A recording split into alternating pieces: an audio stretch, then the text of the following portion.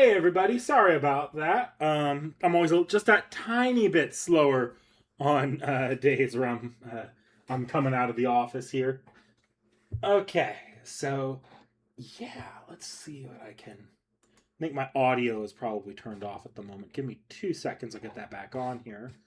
Let me turn my desktop audio on as well in case someone pops in. But I don't think we're gonna see anyone pop in today. Vorn could pop in, I guess. Okay. Oh no, my audio's on. Does that mean... There we go. Okay. Happy Friday Eve. This weekend? Well, I'm probably going to see either the Odyssey or Spider-Man, if not both, this weekend. Um, Pretty much guaranteed I'm going to be seeing it tomorrow night, to be honest. I need to shoot a text to my dad for those two, see what's going on here. And let's see, anything else going on this weekend? My mother's birthday on coming up, so I think we're celebrating that this weekend. It's never a dull moment. Okay, I need to project this. Oof, sorry, I still have some brain fog here.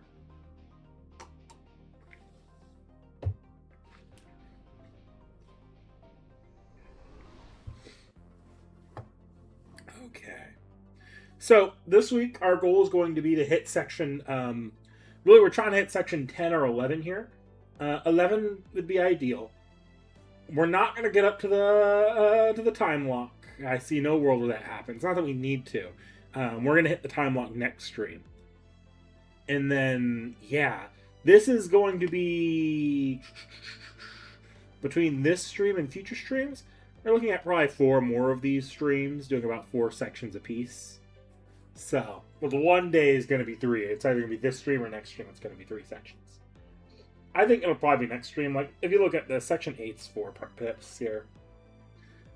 And believe it or not, we've done like almost half the battles already in this chapter.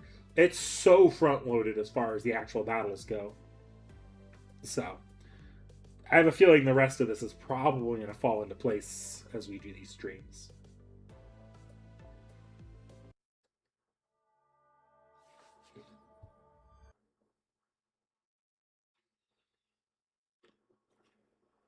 Okay, getting started.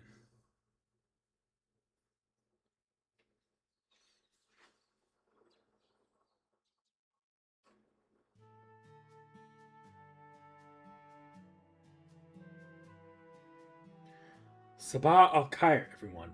I appreciate you all being right on time for breakfast. Although his passion looked not here. I see, so she's still in sleep mode. Well, that makes sense. She does consume the most energy. Anyway, I'm sorry to keep asking this much of you, but for some jobs, I think it's best to have all of you helping. Mash and Purcell, I'd like you to continue training our militia. Nikitic, once Lip wakes up, I'd like you two to conduct a forced reconnaissance in Area E. Laughing Moon Knight Brigade has been acting strange since last night. They've been at least 20% louder than usual. Knowing them, they're likely just caught up in some new trend, even so. Understood. We'd be glad to help, right, Sir Percival? Of course. We'll keep things simple but challenging. We'll have to get Chakram to help out too. You need a lot of nutrients to build a healthy body. Our bodies don't grow or change no matter what we eat, but never mind that now. Got it. I'll head out with Lip as soon as she's awake. But did you say Area E? I thought the Laughing Moon Knight Brigade were set up in Area F. It is, but now Koyan Sky is gone, they've claimed a corner of the mall as their own. Please chase them off if their numbers seem manageable, since the mall is still a crucial manufacturing facility. What about Bartholomew, me, and Mihasara? You two will be on sandworm duty as usual. A few more rounds, and you should be able to perform simple summons like usual. That said, you've been working a little too hard lately, so I want you to take it easy this morning. Then I'll use the morning to go to work on the ship in the harbor. since I got to rest during the Koyan Mall operation. Great, then it's settled. See you tonight. Jinako said to give you her regards too, by the way.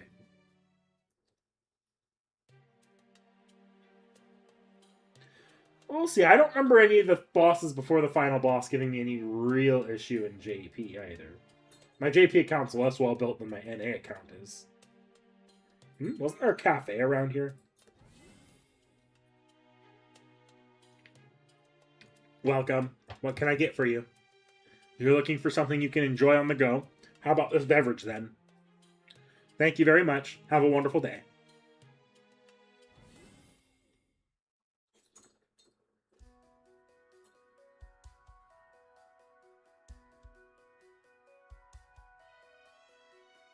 You know about vampires? I mean, true ancestors? I see. So that's how you know about the executors. I keep saying executor like it's the freaking Pokemon.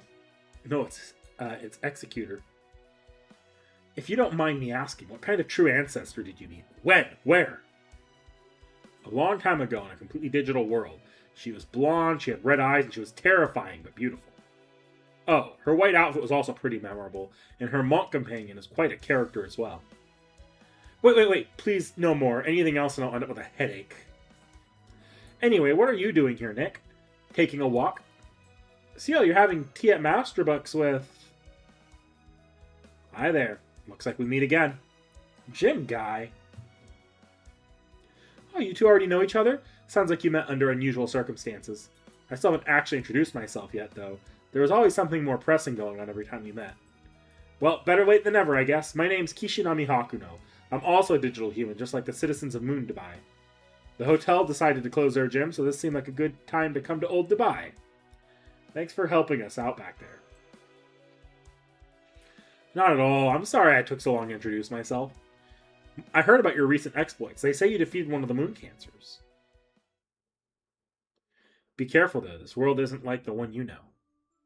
According to BB Dubai's broadcast, you're an old human here from the 21st century. You can get injured on the battlefield if you get killed. There's no coming back. People die when they are killed.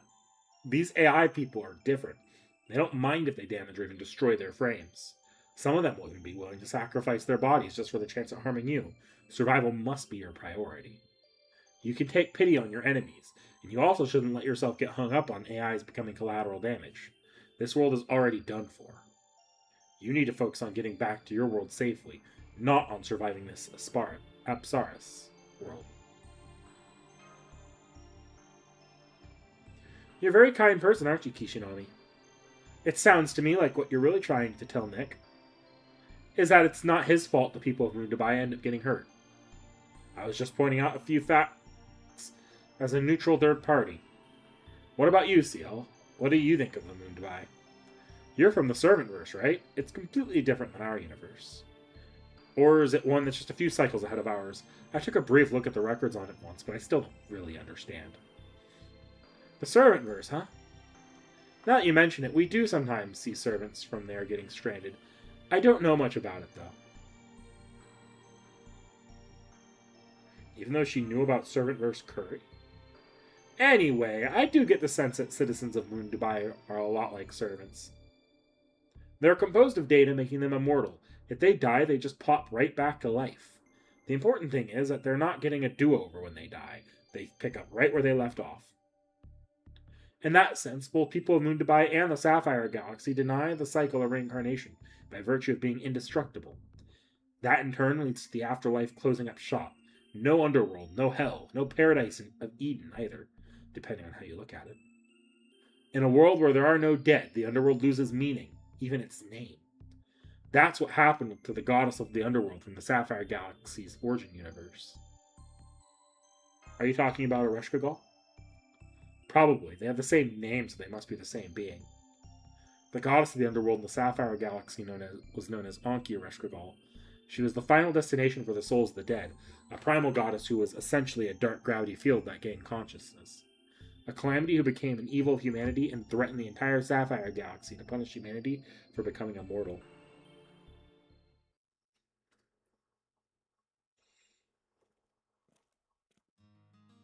Oh, I didn't know there were three of you having tea together. You're the servant who rescued Jinako, and you seem to be another AI. Which tower are you from? I've never seen a frame like yours before, since it's still forbidden to develop new humanoid frames. I'm guessing you must be a very old model, especially since you're not using bioskin or polymers. You got it. I'm a very old-fashioned frame. I have one with a 21st century student uniform, too. I've always been into retro stuff. Anyway, I'd best be on my way. I only just moved to Old Dubai, so I still need to look out for a place to live. There's a new AI in town. I'll have to start thinking about making space for others like him. And anyway, it's time to go sandworm hunting, Nick. The more you catch, the more Old Dubai will flourish. Those worms use cultivated muscle to expand and contract. I'm sure everyone would appreciate having real meat instead of the processed stuff. Also, that's why Old Dubai's meat dishes are so juicy. I couldn't help it over here. If it wouldn't be imposing, could I join? All appearances to the contrary, I'm actually a woman of the cloth, so it would be my honor to fight for this world and the moon. I mean, for the meat. Hakuno's frame is about 1,000 years old in this timeline.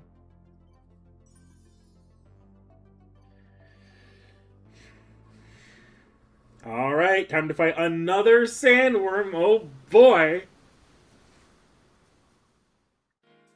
The desert out to Moon Dubai's range is out of Moon Dubai's range, which means, that's right, yours truly, the ever-dependable BB Cosmo is here. Since it's just you and Captain Bartholomew today, Senpai, I'm going to show you my full repertoire of killer cosmic techniques. Well, that was the plan anyways, before I saw you brought someone new along. Don't tell me you ensnared another lady, Nick. I didn't ensnare her. She's been helping us out. You must be Caldea's BB. I'm C.I.E.L. It's a pleasure to meet you. Don't worry, I'm doing everything I can not to get involved with your affairs. I would never want to obstruct work as important as yours, so I'll just be quietly cheering you on from the sidelines. I see, so you know your place, or at least you understand the differences between our worlds. Real talk, I usually can't deal with people in the Servantverse, so that's good to hear. My top priority is getting Nick and Mash back to Caldea safely. But if I'm going to do that, there are a few other problems I need to solve first. So even if you're on the mysterious side, it's good to know we've got a heavy hitter like you on our side. Plus, you may not have any relationship with Caldea. You do seem to have a connection to one of the Moon Cancers. So when it's their turn, I'll be counting on you to fight like your life depends on it. I'm sorry to interrupt, but Mr. Roberts has just spotted a sandworm. He's bringing the ship about to face it with all the grace and gentleness of a cotton tuft drifting on the wind. Master, I have a sandworm's tail in my sight. We're trying to sneak up on it as we speak. I'm sorry to disturb you while you were relaxing with the lovely ladies, but could you call them onto the deck? Oh, they're already here. Were you just on standby or something? No, the ship's guide just told us what was happening right away. Should she not have? Hardly. I would never criticize a sailor for being considerate. My job is perfectly stress-free thanks to our guide. I'm something of a coward, so I always get nervous about steering ships, no matter how sturdy they might be. I was never able to enjoy myself, really, like the other pirates, but not now. Now I can just relax and take in the wind. Well, kind of a shame if it's a desert wind instead of a sea wind, but what can you do? Mr. Roberts, if you have time, could you explain the difference between wind and land and wind at sea? From a data standpoint, they should be identical, so I'm having trouble understanding your claim that sea wind is superior. Okay, Senpai, time to get to work. We're right on top of this sandworm thanks to Bartholomew's astonishing sailing skills. So let's take it down quickly and give those two some private time. Huyan Jibai. Okay, so they are making me use BB and C.I.E.L. I love FGO and this force support nonsense. Just love it. Peachy keen.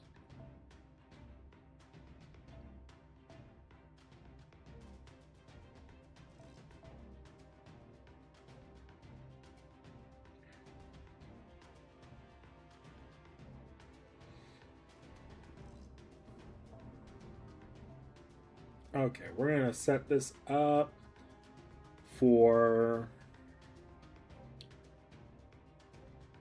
Basically, I'm going to set this up so I can swoop in with Alice if these front lines go down.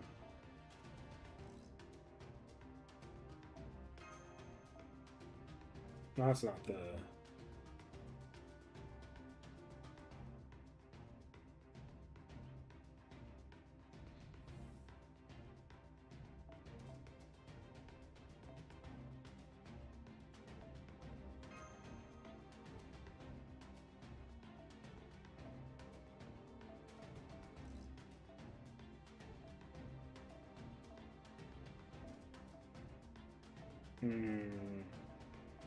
I just want to drop C stars, like a lot of C stars.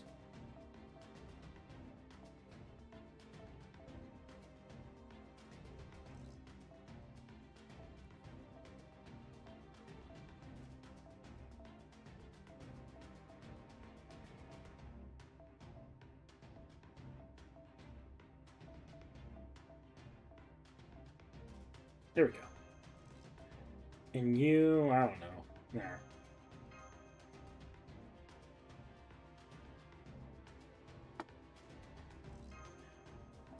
Male or female teacher? What kind of question is that?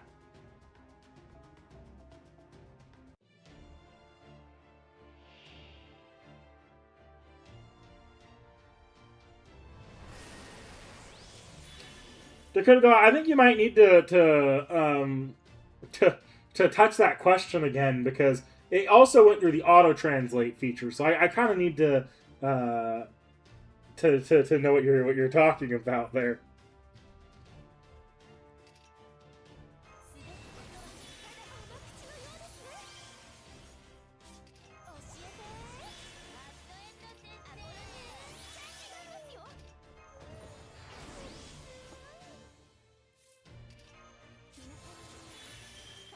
The Moon Master. Okay. That's what I thought you meant. I like... If you're talking about the Hakunos, I like female Hakuno more. Just design-wise, I really like her design.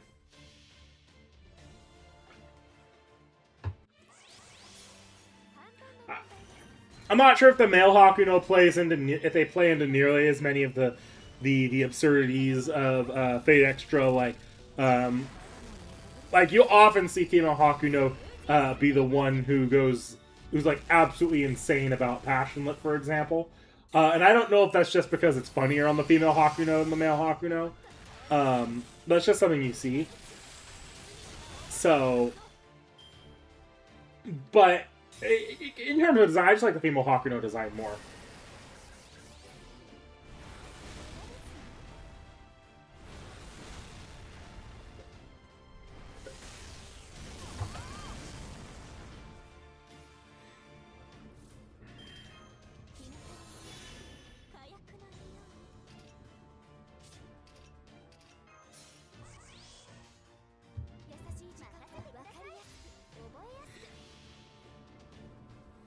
Got the Goblin Gill laugh? Yes, it does.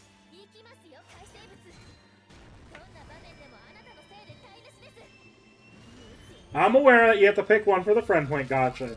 Now, I'm probably picking female Hakuno, but I do actually feel like the story really wants you to pick male Hakuno, because male Hakuno gets the companion sort of treatment in this ordeal call.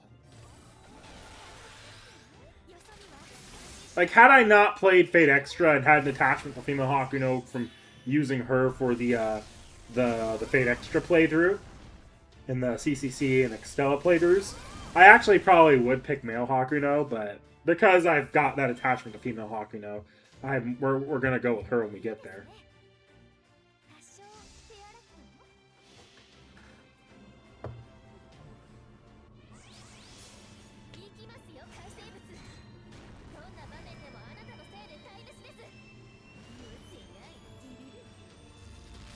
Yes, I'm aware they played rock, paper, scissors for it.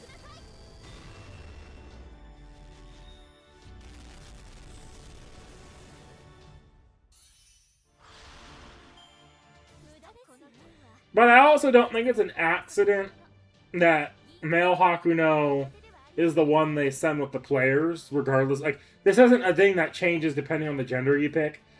Just regardless of players, regardless of anything really, male Hakuno is not the one that joins, or female Hakuno is not the one that joins you. I feel like that's a pretty deliberate decision. Great job. We'll be eating well tonight. Nice work, Senpai. Now that the worm's been defeated, I'll grab with my tractor beam and send it over to Old Dubai like usual. The wind's so gentle today. I feel like we could go one more. What do you think, Master? I know Hasara said not to work ourselves too hard, but... Guy, can you point the sonar to the southwest? I just saw a sail beyond the sand dune. It looks like there are 2 hot rod ships from Area F there. One large, one small. It appears a large ship is in pursuit of the smallest one. Shall I display the video footage? Sure, if the feed shows anything too disturbing, go ahead and cut it. Very well. Give it up, nerd! We don't need you anymore! Well, I'll say it was nice of you to come along and on this makeup cruise. You know, I'm sorry I kept poking around at you all this time. I see now I never should have bothered. Now that we're going to be done with you for good, I got no problem letting bygones be bygones. See? We're making up already. Huh? Please stop this. You're going to sink my ship. Stop it. Stop it. Stop it. All I did was encourage you not to solve everything with violence. That's just it, Anthony. We can't take you raining on our parade anymore. Every time Lord Astolfo comes with a beautiful idea, you always find flaws somewhere. If I have to see that beautiful face and melodic voice say sorry, never mind then again, well, I don't ever want to see it again, and we don't have to once you're gone. Yeah, there's no place for you in the Laughing Moon Night Brigade. You're just going to have to get eaten by a sandworm and try again in a new frame. Maybe then you'll finally understand our there is no tomorrow mentality.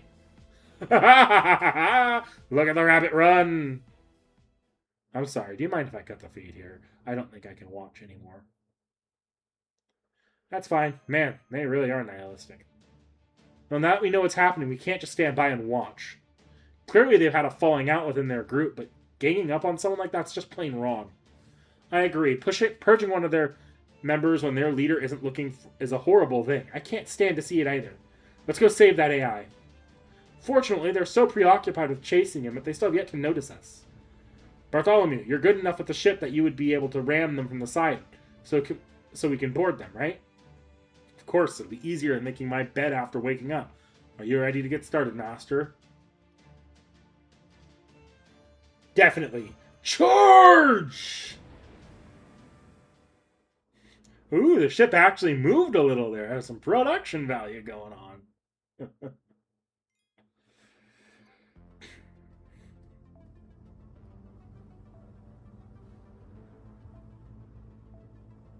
No.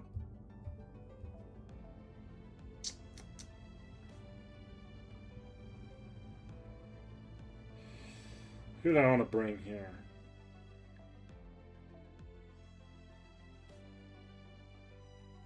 Let's actively, I'm actually gonna pick C.I.E.L to bring here. No other reason than no other particular reason. I'm actually gonna do this one because I'm not gonna be able to bring 2 Giant Skias. Just for no other reason than I do actually want to get that bond up a little bit. Okay, backline, let's drop MASH. Give myself as much as I can on the,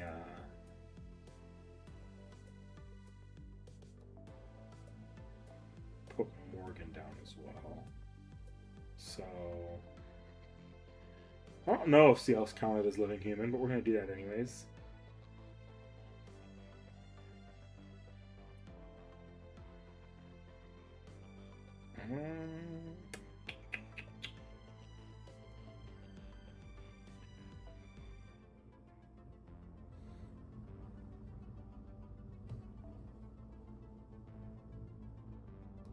Okay, we'll do that. Alright. Used a pretender for this fight. Makes sense.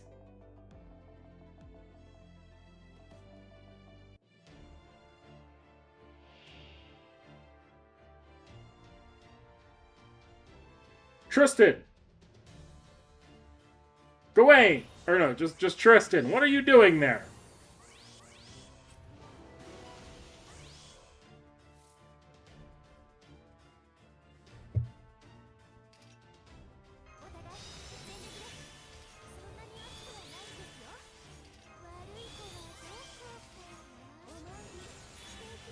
Do you guys have times or...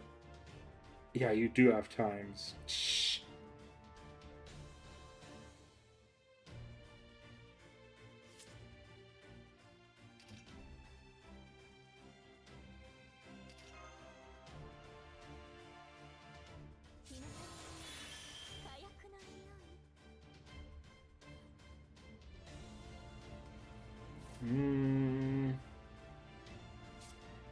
I wish I had Pierce Invincible on her now. Okay, I do have a Pierce Invincible on one of my cards here. And that's the Musashi Mystic Code, so I can apply that one. Hopefully that actually manages to get through.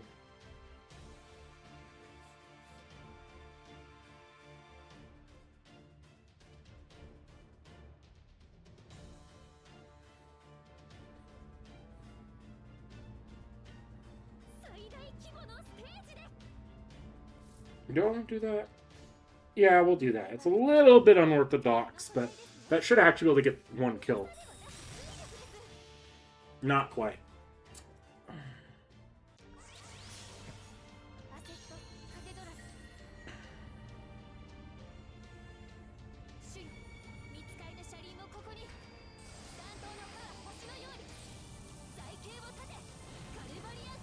Oh no, I actually get the kill from that. Okay. I forgot that she had Pierce. She had Pierce on her MP. That's helpful.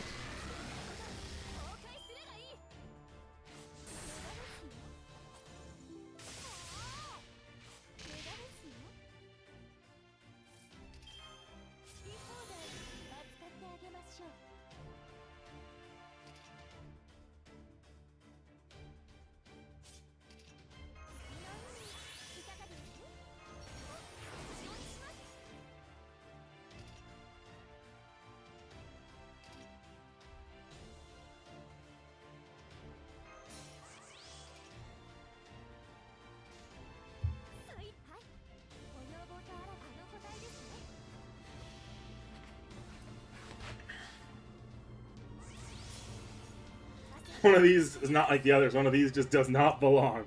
Yeah.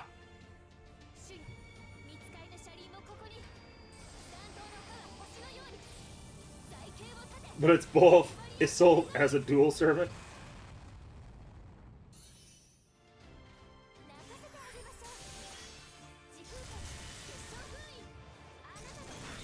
They would never add Isolde just because they would have to then write Tristan around that. And they'd be stuck writing Isolde around. Yeah, I don't think they'd ever add Isolde, to be honest.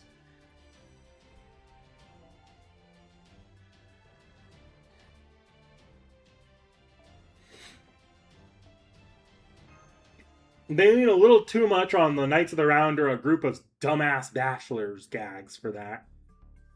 Thank you for saving me, but, you're not the old human master and his servants, right? Why would you help me?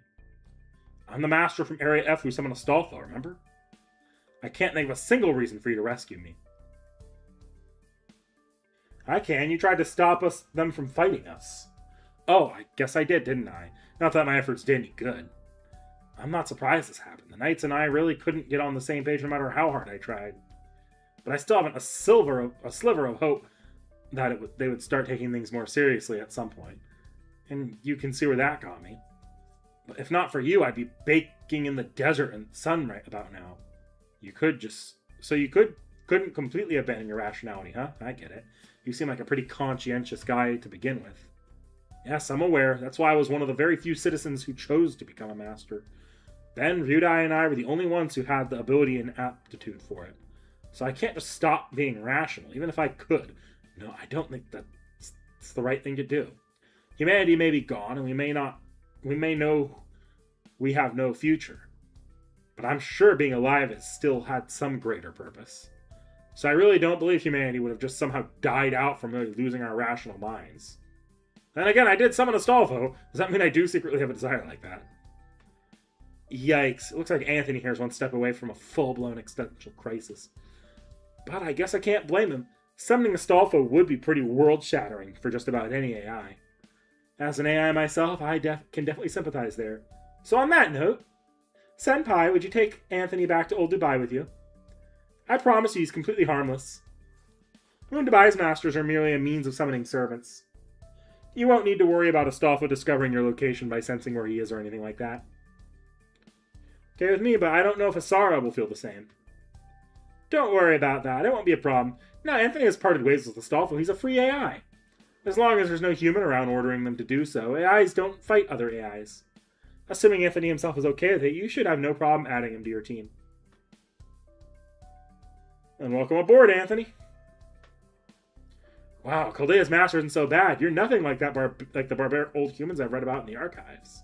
Thank you. I'd love to come along with you to Old Dubai. Vivian being a doting grandmother to Mash, that would be kind of fun. Vivian's got a lot of interesting lore behind her, though. It would be really, really, really fascinating whatever Type Moon ends up doing with Vivian. I honestly, even if it's not FGO, I do actually want to see them tackle a Vivian servant at some point. Okay, I'm going to get a drink at Masterbugs. Their coffee is really good. And I'm going to stop by Chakram's restaurant to discuss tonight's menu.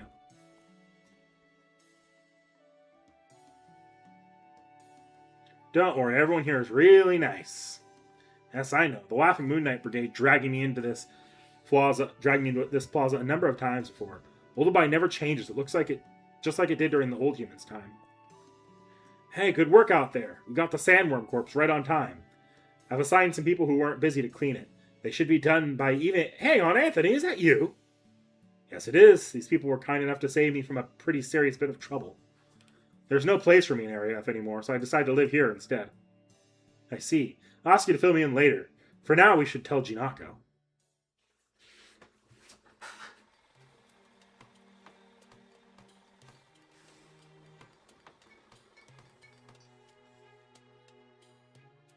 Yeah, wait, hold on. What is this? What's going on here? I mean, I guess it's old-fashioned compared to the office buildings, but... No, not the buildings, the AIs. Why are they all working? And why are third gen doing jobs meant for first gens? Third gens are the new humans, freed from the burden of labor. That's why AI exists in the first place. So why are they reenacting a scene straight out of an old humanity history book? Easy there, Anthony. Settle down. Maybe for an upper-class citizen like you, living like this looks crazier than the Laughing Moon Knight Brigade. But all third gen AIs who came to Old Dubai did so because they wanted to work, whether on big jobs or small ones. We're not denying the basic principles of AI personhood. And this isn't nostalgia for the old times. We just wanted to be responsible for something, and isn't it the right of every citizen of Moon Dubai to pursue what they want? I don't know why, but that sounds important. In that case, I guess I have no objections. But if you keep doing this sort of thing up, then eventually... Eventually what? I'm not sure, but something about just seeing this puts me in a bad state of mind. Like, if we're still doing jobs we don't need to do anymore, then what does that say about the old humans who had no choice but to do them? I'm probably just overthinking it. I'm certainly not criticizing Old Dubai's people. I'm going to be living here from now on too, after all. A job, huh? Maybe I'll just try working one too. I wonder what sort of job I should try. No need to be serious about it. No one here has to do anything they don't want, including you. You can just keep living your life like usual. Here, Nick, I'll show Anthony around for his first day. You go report back to Jinako. Mash should be there too about now, and that last sandworm should have given you the resources you need. Watch her just be Morgan's more nurturing side. Yeah, that's why I'd be really interested, because I do feel like there's an interesting story to tell there about the sort of interplay between Vivian and Morgan.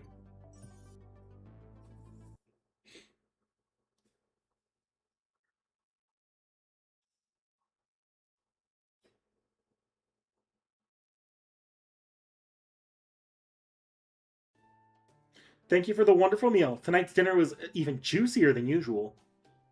I had no idea we'd be reserving Chakram's whole restaurant just for us.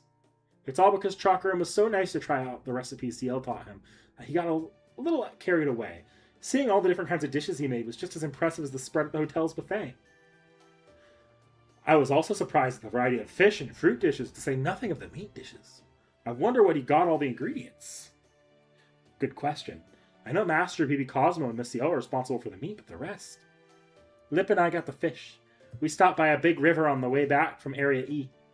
My steed and I are old hands at harpooning, but Lip's amazing at fishing. She must have picked the whole river clean.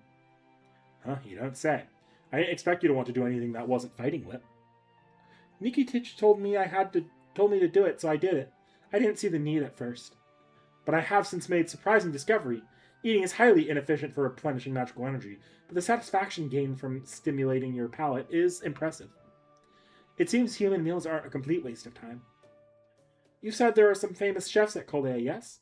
Have they ever considered making food out of spiritrons?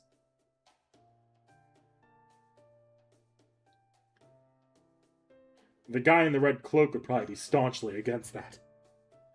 True, I can see Emiya refusing that sort of thing. He'd probably say something like, "Food is culture. There's more to eating than just replenishing nutrients." You think? I could also see him changing his mind and saying something like, "There's no rule that says an imitation can't surpass the original. A true chef always pushes the boundaries of his craft." Right before he gets that smug look on his face. All right, we need to check on... We heard you took an AI that escaped from Area F, Master. Helping people in trouble is always a good thing, so I'm happy about that, but... Anthony, was it? He's a Stalfos master, right? Are you sure we can trust him? We can trust Anthony, yes. He's clearly a born pacifist. He might think pretty highly of himself, but he's also very sociable, and he'll want to make sure he's welcome in an environment that suits him. In that sense, he's like what they call an old human, what we could consider a normal civilian who obeys the rules of society. But as a new human, we can't trust him. Or rather, I'm not sure we can trust the new humanity in general. Because there was once a war between humans and AI? Exactly. I've been thinking about it ever since Anderson told us about it at the Koyan Mall. What do you think of that, Lip? Do you think it's ultimately impossible for humans and AI to coexist? Personally, I couldn't believe what he said about the war. One of the AI's primary directives is that we must never fight humans. I'm an alter ego derived from BB, who is an AI, so I have some wiggle room on how I interact with humans. But in general, AI was built with human society as its foundation, so it would be truly impossible for them to destroy that foundation. That said, the world is different from our own. I guess what you're saying is only applies to what they call first-gen AIs here. Let's see, first-gen AIs were human supporters, second-gens were human partners, right? We haven't yet created AI that could be considered true partners in our world. Let's say that medical AI evaluated a patient's physical status and proposed a course of treatment to restore their body to standard parameters. That AI wouldn't have any ability to take the patient's feelings into consideration. It would just be looking at the numbers. But second-gen AIs do have that ability, which means they're definitely identical to humans. In a world like that, human partners would no longer need to be human themselves, despite the fact that humans are still regarded as the foundation of society. I see. Machines would never dislike one another for any reason. The same obviously can't be said of humans. And plenty of humans would certainly see AI that are simpler and superior, and more compliant than them as an enemy. And not just when it comes to partners either. They'd probably be resented in fields like manufacturing and creative production as well. There may well have been movements opposing elevating AI to those levels before second gens ever got there. But according to records at the Koyan Mall, AI was entrusted to run the world government in the year 2070. Which means that life on Earth was peaceful and prosperous for everyone in the next 200 years. And second-gen AI weren't created until 2200, which means human and AI must have a good relationship for at least 70 years. But then, a war between humans and AI broke out, and all the old humans like us went extinct. Why, though? You can tell from looking around Mundabaya and the AIs did their jobs perfectly. Humans would have had no reason to want to wipe them out altogether. So then, why did things escalate to a war? I had the same thought. Here's where my mind went with it. AI took all the jobs humans used to do. Eventually they took jobs over at the very act of being human. So the humans at the time might have felt like their very reason for existing had been taken from them.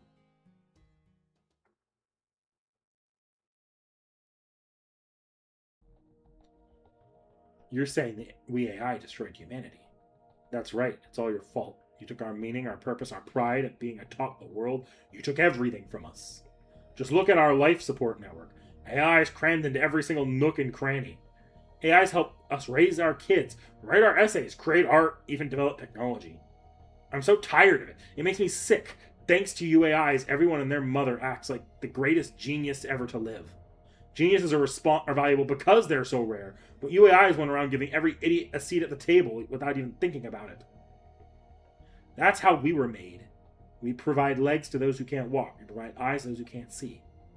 We provide the ideal form to those who wish to change their appearance. We provide automation for those who lack skill. We are devices made to help people. Our purpose is to create an equal society for all. And look where that's taken us. We've lost what makes us human. No, there's no longer any value in being human.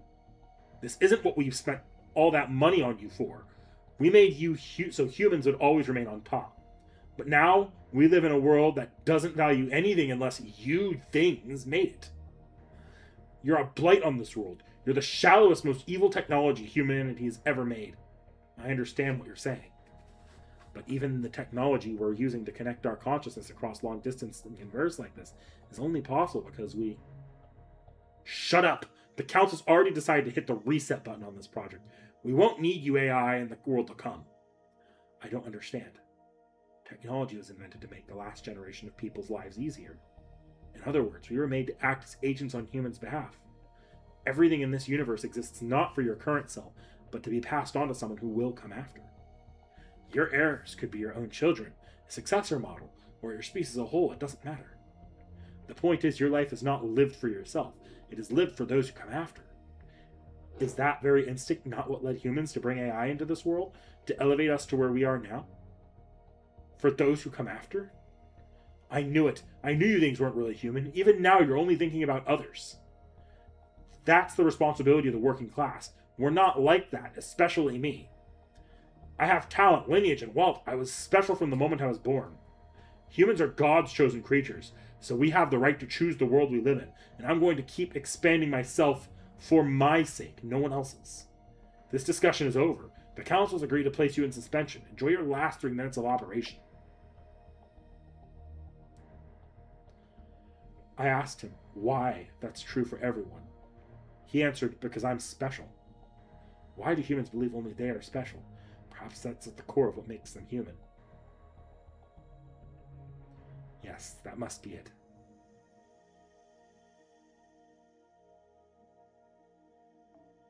So if you want to think of yourself as special, fine. However, Mr. Beckman, special things always die in the end. In each and every world, the only things that survive across generations are those that are universal.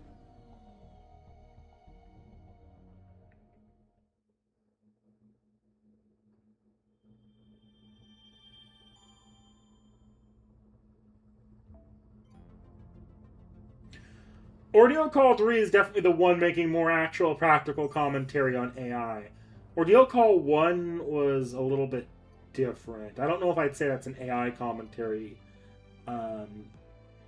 Not from what I remember about Ordeal Call 1 anyways. I would actually have to really sit down and think about what the general deeper meanings behind Ordeal Call 1 might be. Dear God, okay.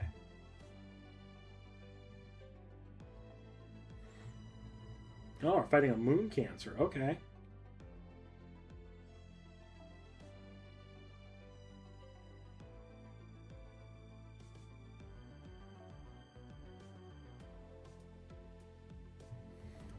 Tenno is... I've already bonded Tenno to bond 5. Let's shift to... I kind of need to get C.I.E.L to bond 5, I think, but... Yeah, we'll make that last little push.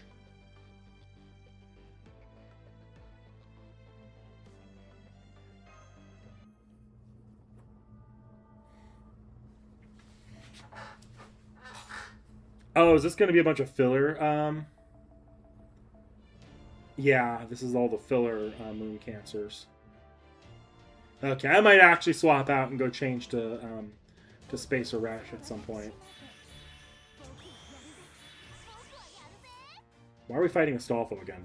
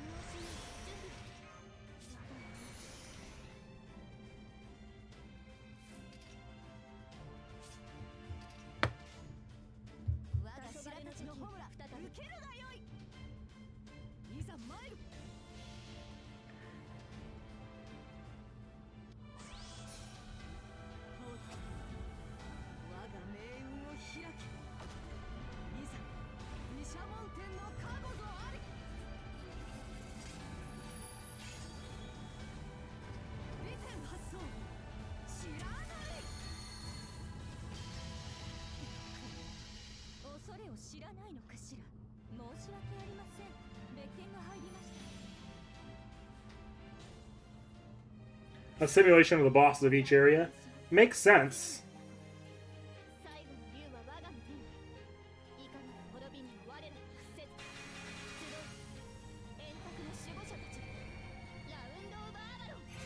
Yes, the Ordeal Call 1 trailer did have some controversy because there was a portion of it that was AI generated. That was, at least the press release says that they were not aware that Aniplex and Lysangle, the animation studio sort of did that on their own. They put out an apology and promised not to do that again. Although I think it is, that portion of it is still in the trailer, so they didn't get rid of it. It's unfortunate because it's a really good trailer too.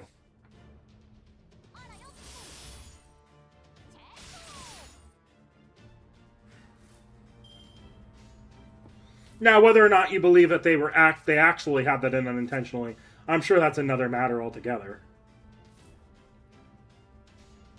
It's just as likely, if not more likely, that the entire thing was, in fact, done with Aniplex's full knowledge, but they threw the studio under the bus. Because they did, at the time, this was like much earlier in Gen AI. I think there was a lot more, like, okay, can we get away with this? Can we not get away with this? Like, since then, there's been a lot more, like, this was pre a lot of the not the advancements, but a lot of the more, not modern, I don't want to say modern controversy either.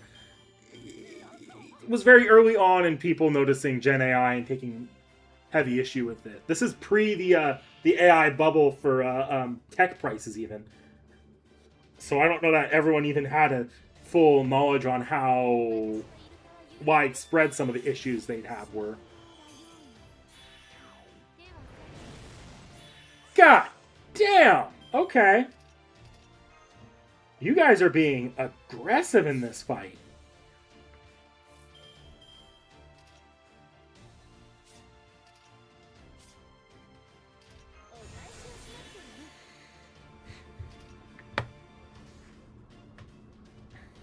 Okay, can take out maybe one of you with this.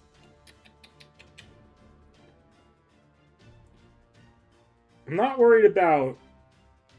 I am worried about Cuckoo. I don't know what Cuckoo's going to do, but Cuckoo has a passive for NP gain that actively might be impacted by... Or that actively might impact her charge. She also has a battery that's targetable, so I wonder if she can actually target this. Oh, I could take out two of them.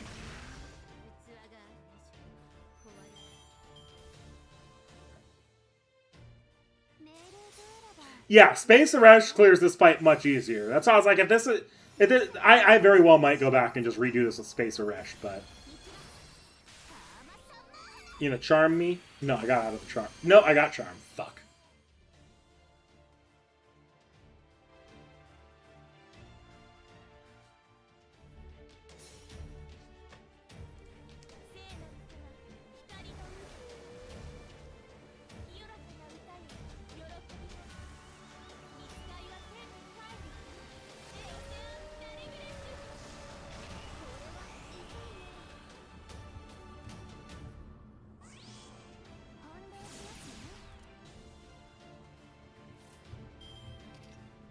I can clear it if I want to use her face cards, but that's about all I can do. Okay.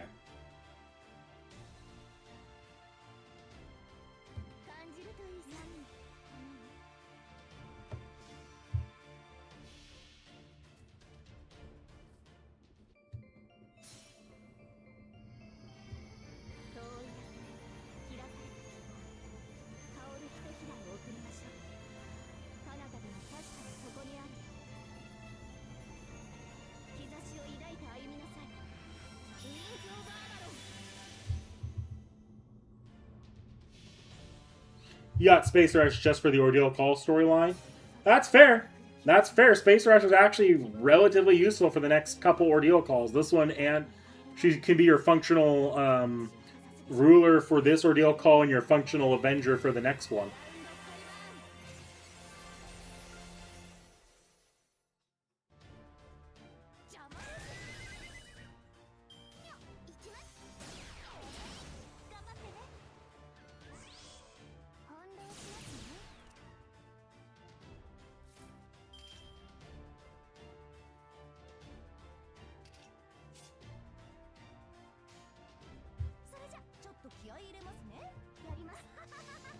I probably won't be able to get the kill with this, but we'll go for it. I should be getting some of my skills back here in a second.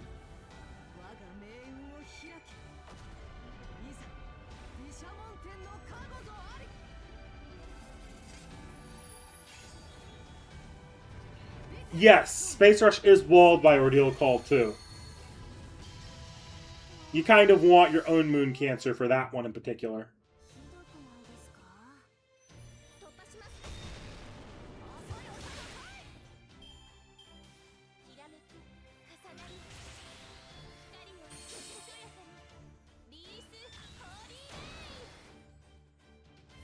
Space Rush was actually, like, I don't know if I'm going to use her much for these fights, but there's, I had more in a few situations where Space Rush just kind of soloed the boss.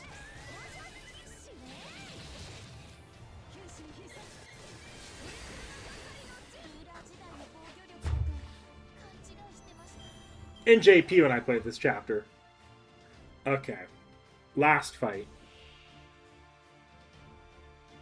You're not Edison Alter.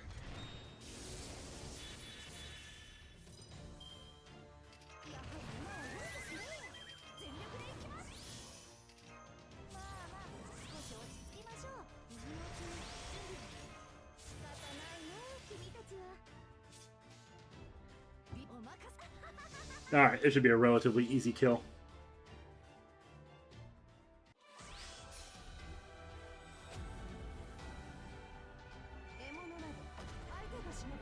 I mean, if you didn't use a Moon Cancer, not surprising. Like, ultimately, anything a Moon Cancer can do, a Berserker can also do. You just take a little bit more damage, but it's not that hard to provide protection.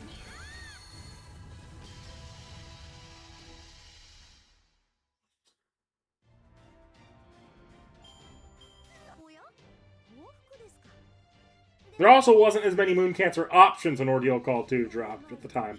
I personally ended up using a lot of Archetype Earth in Ordeal Call 2, but there was like, what? Archetype Earth was in there, the BBs are in there, Jinako is in there. Are there any other Moon Cancers? Kiara. Not a lot of Moon Cancer options, and not all of them are particularly great.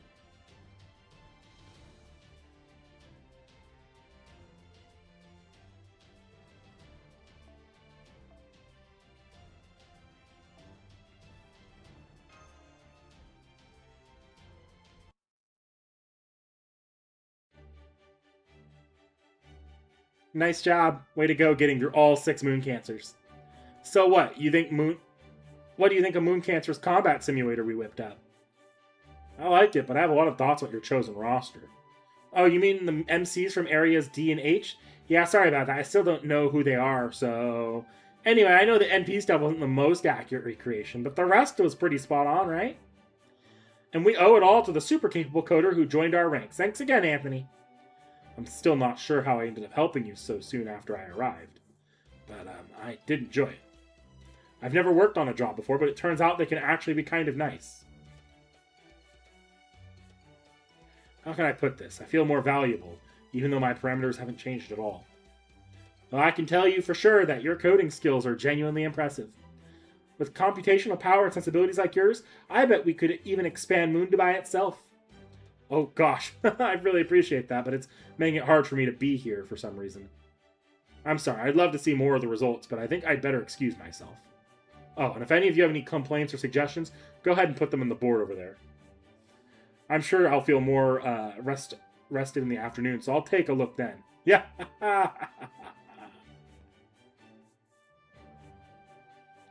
He's really blushing like crazy, huh? He probably couldn't do anything creative like this back in Area F when the Laughing Moon Knights were always looking over his shoulder. Anyway, it doesn't look like the Knights will be coming back for him anytime soon, so I plan to keep making full use of his geek powers. We should probably move on to the big topic of the night. Here are the last final boss poll numbers. Now that Clean Sky is gone, Area E is out of the running. About 70% of the voters have cast a vote now, but the remaining 30% still unsure who to choose. Edison's Area I is currently in the lead, but not as much as I was expecting. If we think of all the non-voting citizens as having equal value, then defeating another Moon Cancer could bring in a ton of votes to Old Dubai all at once. Of course, if you did that, it'd also bring Tenochtitlan crashing back on our heads to punish me. But hey, I got a talented engineer in Anthony now, not to mention all of you, so I'm sure we can fend her off. So I think it's our turn to go on the offensive. How about it, Nick? Is there anything you want to do right now? I want to look for a Reshka doll. A Reshka doll, huh? So far, we haven't seen a single eyewitness report of her. It'd be nice if she'd somewhere by herself, but it's possible another moon cancer is harboring her too. I'll poke around the other areas and see what I can dig up. Sorry, another option just presented itself. We've got an urgent matter to deal with. We just received an invitation from Area D's moon cancer. It says, Dear Master, please come see me. I would like to form an alliance with you. It's signed BB Lily. Sounds like you've already met her. What do you want to do?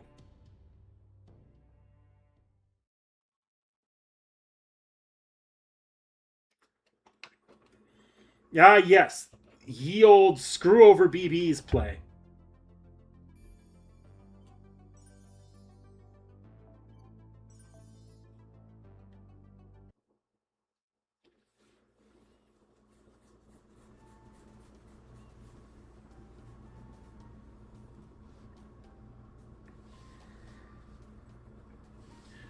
Please come by the boat, huh?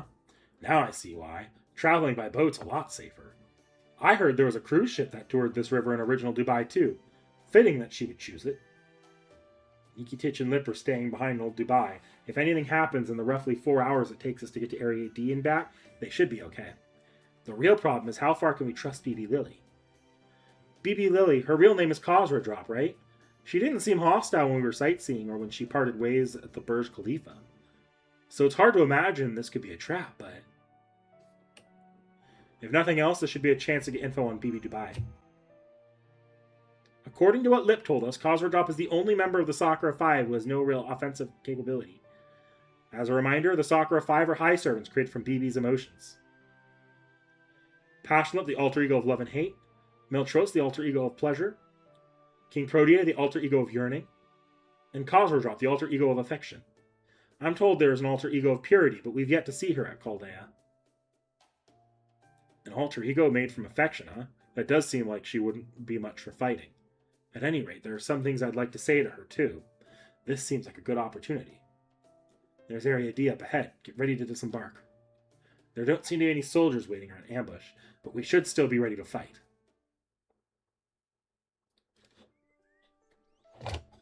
How many spells can a caster cast?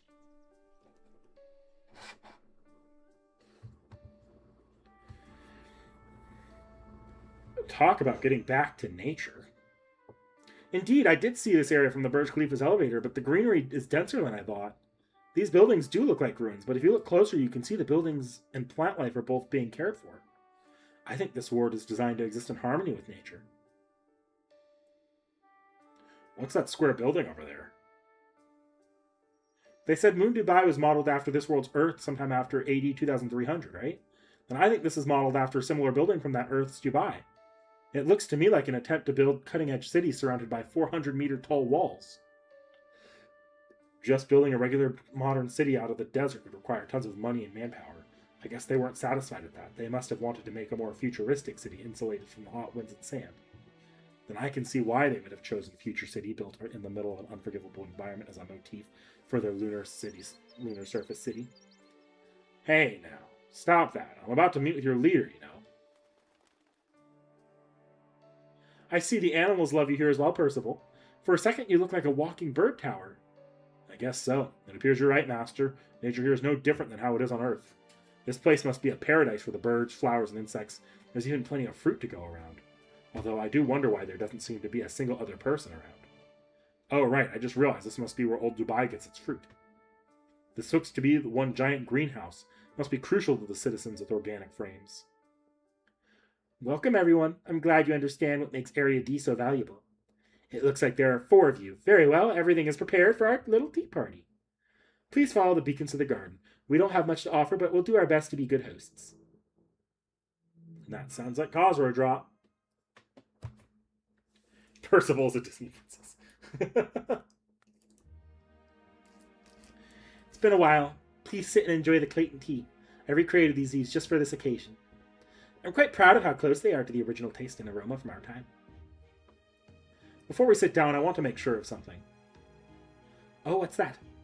Whose side are you on? Why, yours, of course. The side of old humanity.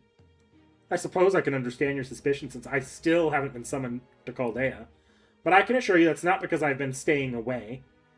It was only Vivi Dubai of all people who summoned me first, because I don't have any ties to Chaldea myself. It's infuriating, really. I'm still a little sore about how Lip, Melt, and Protea all beat me to the punch. So you were summoned by Vivi Dubai, Cosra Drop?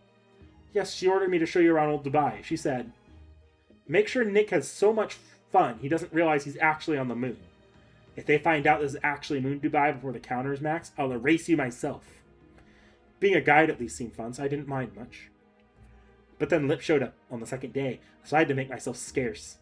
I swear BB Dubai was a chip off the old block. All that big talk, and she still couldn't account for the original BB's plan.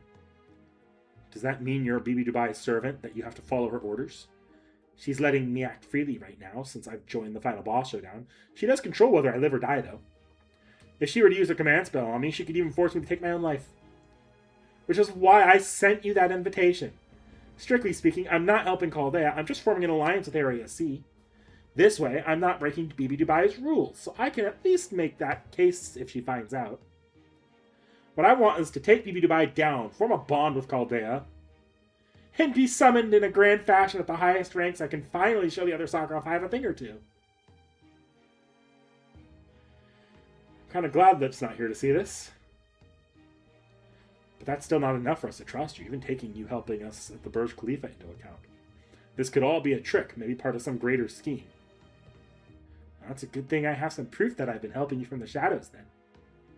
The reason you, Percival, Karna, and BB Dubai... You, Percival, and Karna survived BB Dubai's mass banishment was because of my stamp. Well, Bartholomew, you actually don't seem to have needed the stamp, but still. Back when you were facing BB Dubai, you were the only one who suggested retreating, right? She seems to have liked that, which is why she didn't force you to disappear. I knew she was going to banish all of you servants at the end of your trip, you see. So I determined which of you had the strongest ties to Nick and ensured you also had ties to BB Dubai, or Moon Dubai. Of course, those ties were only temporary, so if you had suffered fatal injuries, you would still be sent back to Chaldea even if Nick were to use a command spell to try keeping you here. Come to think of it, it did seem odd that Bartholomew was the only one to escape being banished. Is she telling the truth about that? The stamps, everyone. Yes, Cosra Drop secretly stamped the back of my hand while we were touring Dubai. Mine too. And it seems she also did the same for Karna. It's great to hear Karna's here too, but where is he? I don't know. Remember BB Dubai's noble phantasm? My stamps ensured that Karna and Percival would be secretly transported away right before that light hit them. But it happened so suddenly I didn't have time to choose destinations for them. So that's how I ended up in the Koyan Mall. And putting aside what happened after I woke up, I suppose you really did save me. Thank you, Cosra Drop. You may look young, but you're clearly extremely capable. Thank you. Oh, man, that incredible dad energy. I'm so happy I can't believe it. Well, if you'd done that much for us, it would be boorish to doubt you any further. Sorry for suspecting you, Cosra Drop. I appreciate what you did for us. No, keep suspecting her more. So in short, BB summoned you, and you were originally an alter ego like Lip. But you became a moon cancer so you could participate in the final boss showdown. And while you do have an annihilation proposal, you're not serious about pushing it. You're just competing to deceive BB Dubai. You have no serious intention to win. Do I have that right? Yes, that's correct. My slogan is, a project to turn Earth green resulted in plants rising to the top of the ecosystem. Whereupon they then hunted humans to extinction. But I don't actually want a ridiculous future like that. The only thing I want to use humans as seedbeds for is fungal mycelium. Sorry, got a little carried away there. Anyway, now that you know my full story, what do you think of working together? Alright, we can form an alliance, but first, I want you to tell us everything you know about BB Dubai. Okay, but I still don't know much for sure, so this will only be speculation. Is that okay? I think BB Dubai is BB from the future. The one thing we know about her for sure is that she is separate from the BB at Chaldea. As for her goal, I think she wants to be free. I got the impression that she's very upset about being forced to manage all of Moon Dubai. My guess is she's looking for a way to be free of her job. But so long as humanity exists, she'll never really be free. That's why she wants human race to go extinct. If we can describe exactly how humans died out, then she'll be able to act entirely for herself. So she's a complete opposite of Chaldea's BB, at least in that regard. Our BB always took pride in acting for humanity's sake, first and foremost. So why doesn't BB Dubai just wipe everyone out herself? Oh, that's the same as with BB we know. It's the same for all of the Sakura 5, really. Even though BB Dubai hates humanity, it seems like she can't destroy it directly. However, she is permitted to attack individual humans, so you'll still want to be careful around her. So you don't know much more about BB Dubai than we do. I guess we'll have to find out some way to get it from the horse's mouth. Anyway, you want us to help you bring BB Dubai down?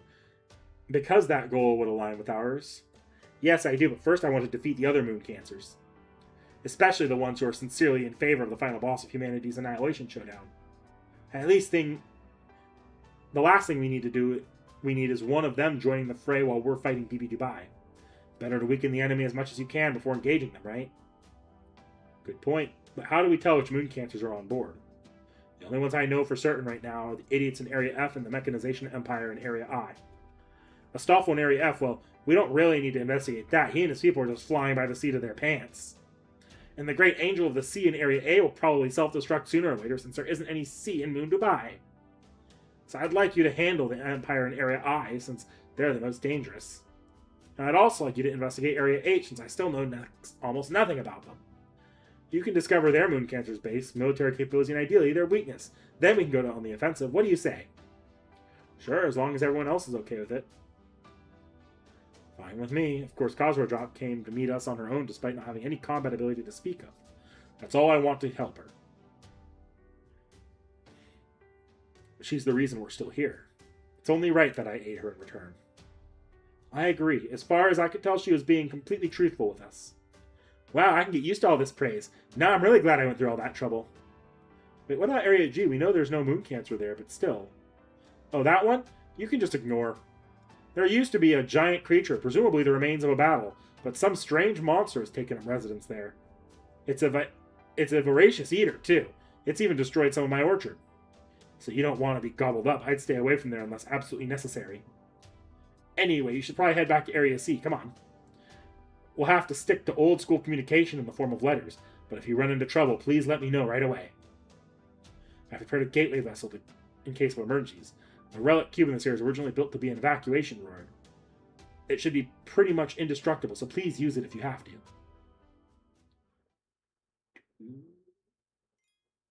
Turn humans into mushrooms.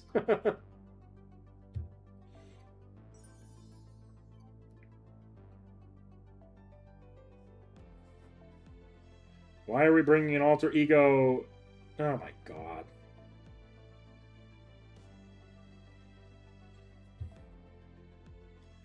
Can we not do this thing where we fork smash at the front line for no good reason?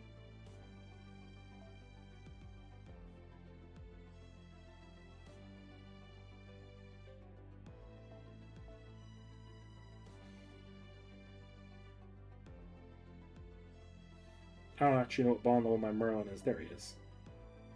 Okay, we'll keep you in the back there.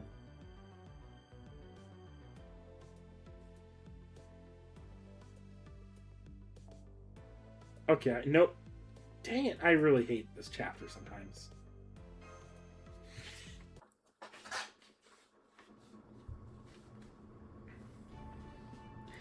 Hey, you're back. How was your talk? Any good news?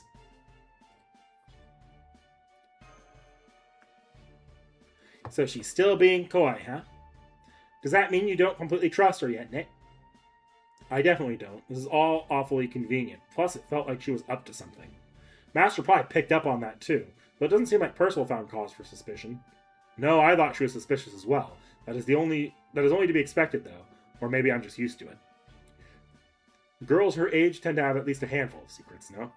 So being older, it's never a good idea to initiate a conversation by approaching them for that. Anyway, sounds like we ought to get our investigation started. How are we thinking of splitting things up? Maybe Nick leads one team and Percival leads another? Actually, I have a suggestion, if that's okay. Master, I'd like you to stay here in Old Dubai. We can handle these investigations on our own. In part, this is because I'd like you to get some rest, but it's also because you lack a spirit form. We won't be going into these areas to fight, at least not yet.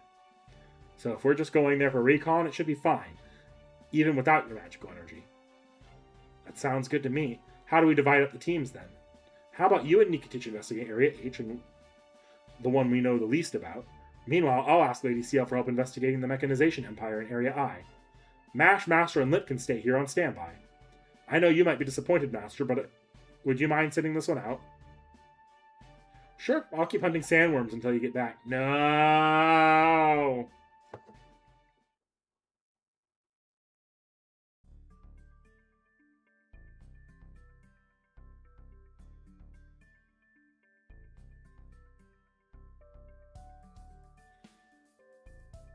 So what do we do now? They should be back by tomorrow evening. Why don't you relax and enjoy yourself until then? We could also visit Clan Mall and bring Anderson a gift to thank him for his help. If you do have some time on your hands, I'd like to visit Area F. It sounds like my sister, one of the other Sakura 5, is there. Oh, that's right. We still haven't thanked Protea for saving us back then. I agree with Lit Master. And as long as she's with us, we should be able to handle the Laughing Moon Knight Brigade. Well, it could be difficult if we run into Roland and Astolfo, but if we do, then I'll put out all the stops. Let's go see King Protea. Thank God we're not fighting another sandworm.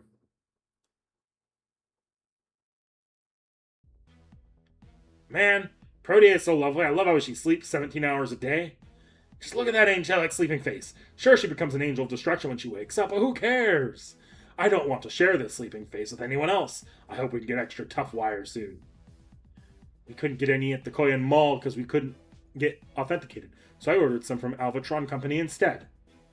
Not even Protea can destroy these towers. They're designed to remain intact even if the Earth itself falls apart. So if we use that wire in the tower to make a fence, we can make an electrified cage that'll keep her inside. This may be our 6th attempt at building the fence, but we're not giving up. We're going to get her to join us no matter what. And no, not because she's strong, but because she's beautiful. We're not going to let her fight once she joins us. We're going to make her wear a dress and an apron. Then we'll have her clean this whole area with a giant dust cloth. Woo! Our tower's going to be spick and span by the time she's done. They don't seem too strong, but no mercy anyway. I agree. I've never seen people so evil before. I'll hit them so hard they won't be able to respond for a week. What do you think the Berserkers are, Knick-Knack? All of these guys sound like Berserkers, to be honest. Hey, look, Tiger Tanks.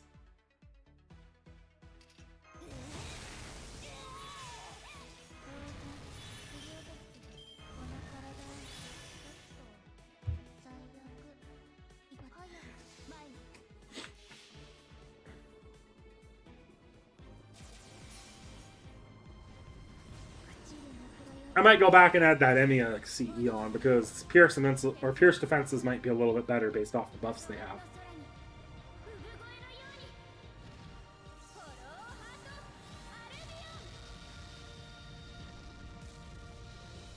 No, that seems fine.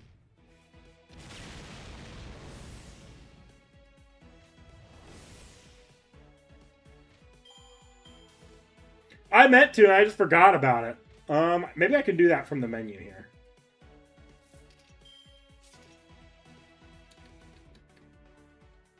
NP speed normal, off.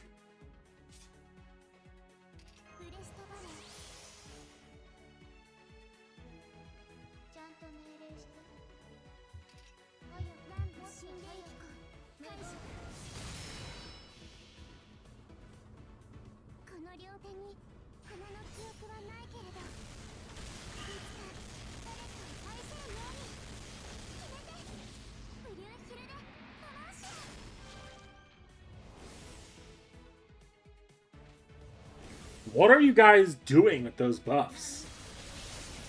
Ah.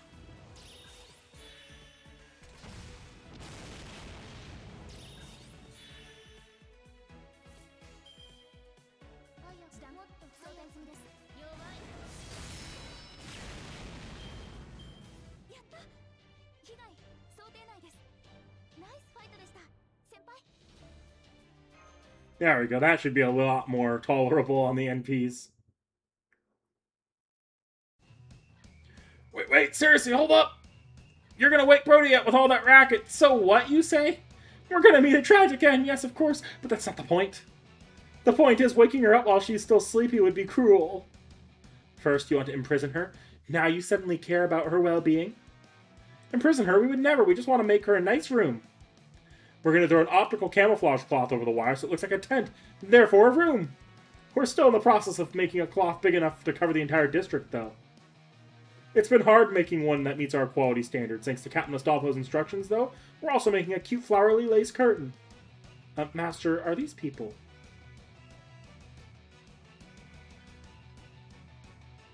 Yeah, they're like hot riders who can't help but take in a stray cat.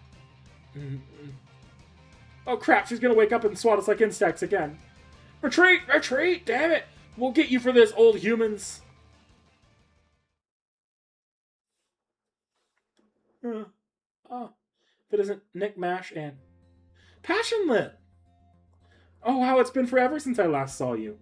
Were you worried about me or something? Not especially. I'm just here because Master said he wants to talk to you. Huh? You do, Nick? Oh no, I knew it. I bet I really made trouble for them when I fell asleep. Morning, Protea. Hope you don't mind us dropping by. I just wanted to say thank you so much for saving us the other day. Oh! You're very welcome. Oh gosh, this is amazing. I can't believe you came all this way just to see me.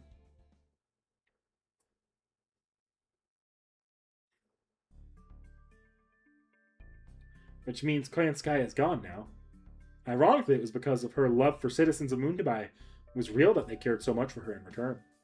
Brought down by love. I'm planning to ask Shakespeare to adapt these events into a play once we get back to Chaldea. I see, so she lost because her plan was perfect. How funny. So what else has happened since I last saw you? What are the other areas like? I've been hunting sandworms in the desert. Sandworms? Those must be big machines I see jumping around in the desert. I've been curious about them since they look pretty strong. It's also kind of cute how they like to pop their heads out of the ground. Protea, the desert is right next to this area if you're curious about them. Why not catch one for yourself?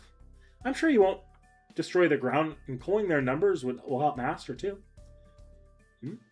You can be real mean sometimes, Lip. I might be a good swimmer, but I can't swim in a sea of sand.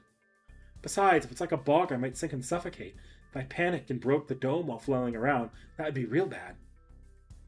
By the way, Protea, those knights, the ones that were trying to capture you, who we just chased off, are you really friends with them? Kind of, yes. At first it was annoying having them running around underfoot. But then they started sharing resources with me when I was hungry or building a fire for me when I was sleeping. Astolfo's even come by to entertain me with songs while I was bored. So yes, we're on somewhat friendlier terms now. So does that mean they're not our enemy anymore? I wish. I couldn't tell you if that was the case, but they tend to be very, inconsistent. Right now, I'd say I have to chase them away half the time they show up. When they cross a line, they really cross it hard. They say things like, monster or not, it doesn't matter. As long as we're in Area F, we follow Roland's example. But when they are acting rationally, they're all really nice, so I think we could be real friends with them eventually. This doesn't fit my records. Are you really King Protea?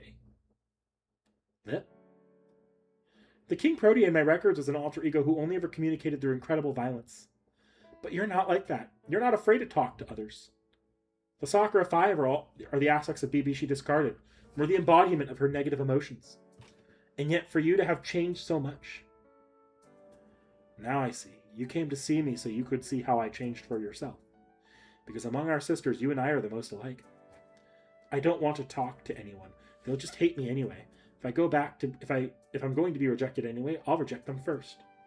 Yeah, I still feel that way sometimes. I'm an alter ego after all. The feelings I have deep down will never go away completely. But I realize it's okay if people are scared of me, or if I can't grow to love myself. Because everyone has that problem. Do you know what you once told me, Lip? I'm happy when I'm being helpful. I'm happy when people praise me. But I'm happiest when I'm thinking about what I can do for someone else. I swear, you never sounded more like a big sister than you did then. It reminded me of Melt.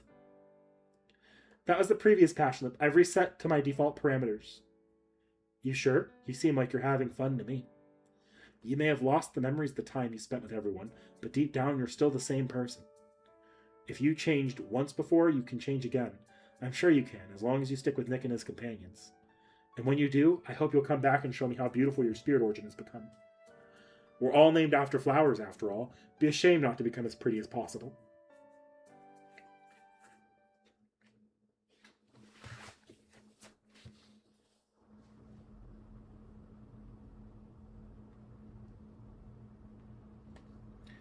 Next time I'll come back with everyone.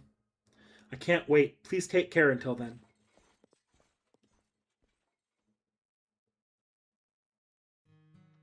So they're gone now. Well, I can't blame them. It is almost nighttime. Once I fall asleep, they'd probably have to fight the knights again. Besides, I'm used to this kind of thing.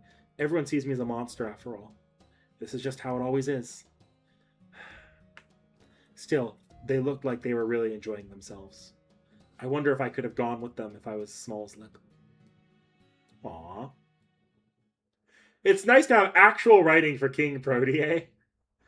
Because we kind of get pushed to Protea Alter and Nahui McLawn most of the time. And she doesn't exactly appear in any main story chapters other than that.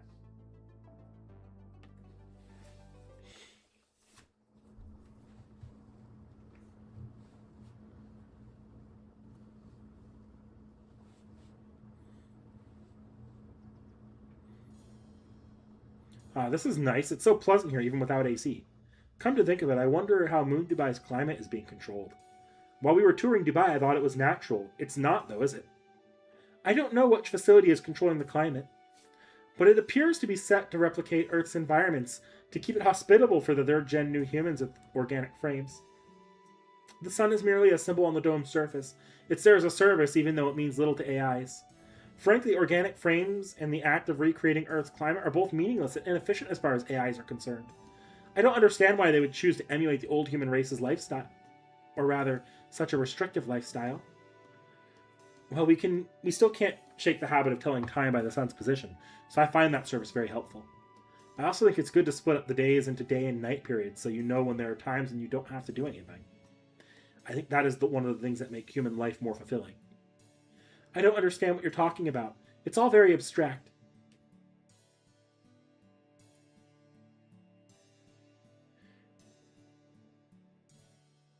She means it's more romantic this way. Romantic? What do you mean by that? Romance may not be absolutely necessary survival, but it is for living a happy life. It's the feeling you get when you look forward to tomorrow, the joy of being alive. Hello, Nick. You busy right now? If not, what do you say to hunting some rares? Just kidding. I already know there's no unending MMO in this world. I was actually hoping you could stop by so we could talk about our next steps. You must be hungry after spending all day out, right? I asked Chakaram to make dinner, so you'll be eating good tonight.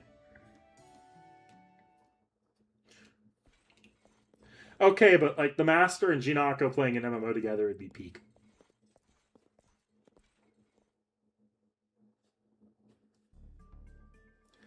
Good evening. Are you having dinner here today? That's right, I pushed Jinako into it. It's lonely always eating by yourself, right? It's good to share meals with the people around you now and then. And AIs like us don't need to eat, so that's why. Thank you for the invitation, everyone. Nah, the meal's just a bonus. I swear, the way Hasari acts sometimes, you think he's my personal trainer or something. Anyway, let's talk about how Caldea's mission is going. You went to Area F today, right? Can you tell me how things looked over there? Over dinner, of course. I see. So Area F's the same as usual. Sounds like King Protea is being a good deterrent, then. Honestly, I find Astolfo scarier than Edison, since there's really no predicting what he'll do. But it looks like he and his knights won't invade us here in Area C so long as Protea is around. Caldea's BB really did leave us some great party gifts. Both Passionate and King Protea have been invaluable in keeping us safe. You said there were 3 of the Sakura 5 stationed in Dubai, yes? Let's hope the last one's similarly protected. Not that we know anything about her at this point. The 3rd member of the Sakura 5.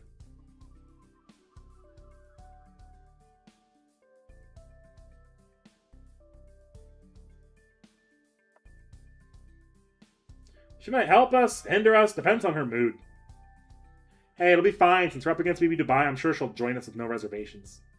Anyway, now that we've discussed Area F and eaten our fill, I'm going to open up a line for tonight's regular check-in with our field op teams. Go ahead, teams. This is Percival. We're currently infiltrating Area I. Lady C.I.E.L has made her way to the Preziking's offices and is mapping them out as we speak. We'll come back to Old Dubai as soon as we know the layout of Edison's headquarters. Although, so far, I haven't seen any sign of the astonishing manufacturing capacity you mentioned, Master. The whole city is almost dead quiet. Not even the factories are running. I can't say what that might mean. Something about this place sends shivers down my spine, though. It's clear from his approval rating that Edison's our greatest enemy right now, but it looks like he has more tricks up his sleeve. Good day, Master. Or evening, I guess. If you're having dinner, we're just taking a little break, too. So far, we're not seeing anything dangerous in Area H. It looks like just an ordinary amusement park. This probably shouldn't be a surprising either, but all the attractions are free, too. Nikitich has decided to prove she can dominate all the rides. I warned her it might well be a trap. She just laughed me off and said, even better. Me? Nah, I don't have the guts for that. I'm just staying on lookout in case this area's moon cancer shows up. Oh, right, we haven't seen a single AI here either. First gen, second gen, third gen, nothing. That explains why Area H has zero support right now. Feels like a world entirely devoid of AI. Thanks for keeping us all in touch, Jinako. What's that? Don't sweat it. This helps me as much as you. Besides, we're partners. Anyway, now that we're full and we've all checked in with each other, how about we call it a night? You're all set here, Nick? Go take advantage of your break and relax in your room. I definitely will. Good night, Jinako. Yes, good night, Jinako. We'll come say hello tomorrow, too.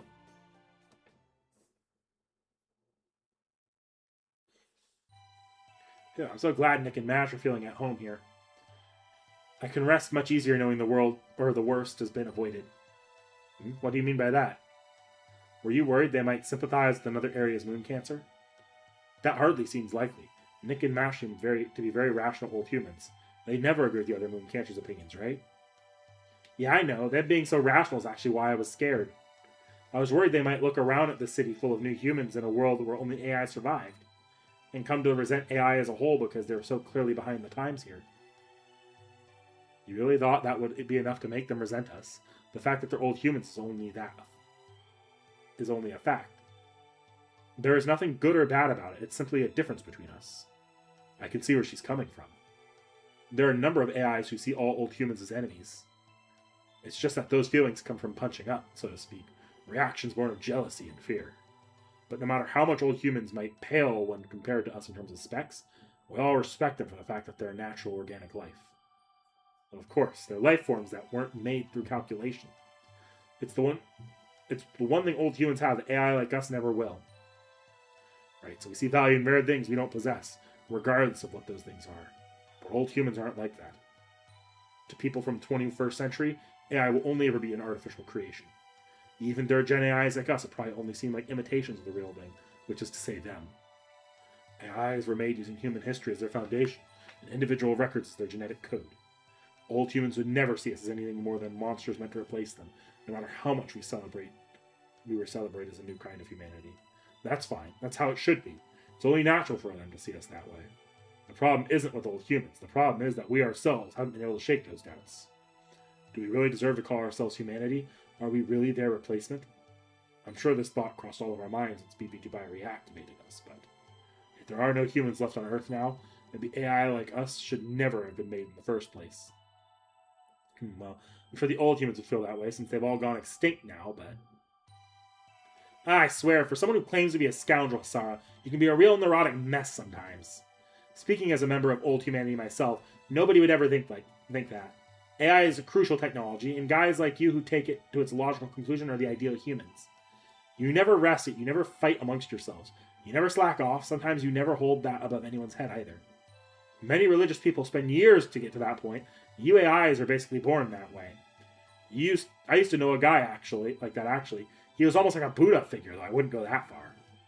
He saw people of Moon Dubai in action, he'd laugh himself silly, sit down and say something like, I suppose my wish to save all living things is outdated now. Perhaps I no longer need to work myself to the bone. I appreciate you say that, Jinako, but why? How can you have such unshakable belief in us? It's not like that. I'm just straight up happy. Your very existence is our life's work. We old humans made plenty of mistakes, but ultimately we managed to create guys like you. We're basically your parents. And as parents, of course, we want to see our kids doing well. For that matter, are you sure AI didn't get fed up with the humans first? I mean, new human third gens aside, first and second gens don't even qualify as people. If I was an AI, I'd find the whole idea of taking care of humans too ridiculous to even bother. Well, I guess you have a point. Sometimes I find even taking care of Anthony a ridiculous use of my time. Like, you can do all this yourself, so why do you keep relying on someone else, you incompetent boob? What? I'm still getting used to things here, so it's just more efficient for you to handle those things. That's exactly what I'm talking about, you big baby. Don't blame others for your own shortcomings. Anyway, all that isn't enough to make me give up on him. And that's even more true for old humans, fundamentally different from us as they are. Whenever I look at Nick Mash or the other servants, it makes me think about what humans used to be like. It feels like you all have something we never will, so I can never look away. What is it we couldn't do? What was it we were supposed to do? I was never programmed with that answer to those questions. But if it feels to me like you old humans probably have known them for a long time.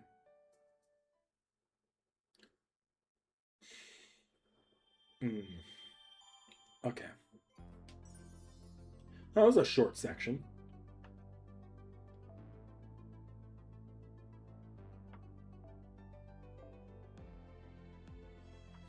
Let's go to an arts main here. Really easy to adjust this. We'll go back to level since I generally know what I'm using in these fights.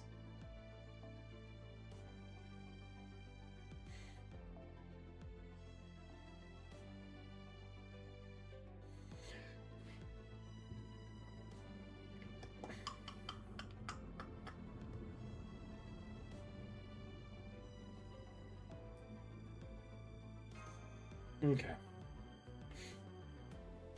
Hopefully it's just a boss. Oh, when did I get 4 teapots? I can use those for bond farming when I have time later. I should be sitting on, probably going to be going on 6 storm pods going into tomorrow, because I don't think I had time to farm any QP today.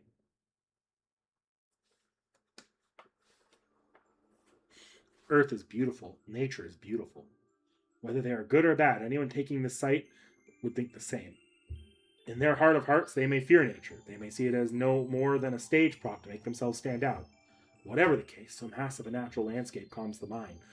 They would know that for all of humans' nature systems, or for all of nature's many systems, there is no point in any of it.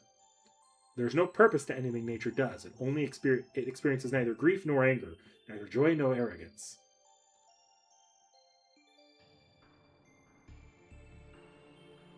Use event gives super teapots that only work during said event.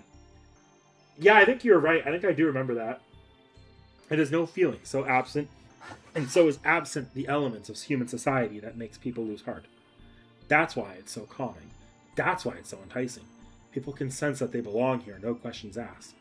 But one mage once said, Earth, nature, has a heart of its own. That's why it evolved to be so beautiful. It was the theory built on the view of Earth as Gaia, one single massive organism. If true, that would mean Earth itself, that nature loves humans. If you want proof, just look at how it keeps flourishing. In spite of its resources being dug up, its waters polluted, and its mountains of trash being piled atop it, as far as Earth is concerned, humans' environmental pollution is no more harmful than a first-degree burn. This planet has a lot of love to give. That must be why people feel its love is so beautiful. What nerve. The blood spilled from fishing, the ground contaminated from urban development, wildfires, desertification, depleted water reservoirs, marine population from illegal dumping. Yes, Earth does have a heart. It's just that her stage of life, the scale of her very existence, is so much greater than humans that they are unable to see it. Just look at this hellish landscape, at the scenery practically dripping with resentment. It was this fury, this pain of life constantly in flux that ultimately led you humans to dying out for good. Uh-oh. In leaving only me, Earth, behind. Archetype Earth.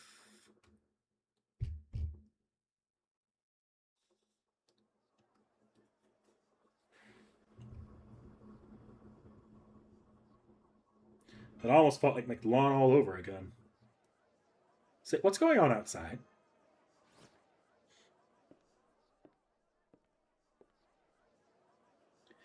Oh, hey there. Did you just wake up? It's almost noon, you know. It's not like you to sleep in so much. Whoa, really? Was it because of the dream? Anyway, what's going on out here? Oh, that we have a surprise visitor. Take a look over at Masterbucks.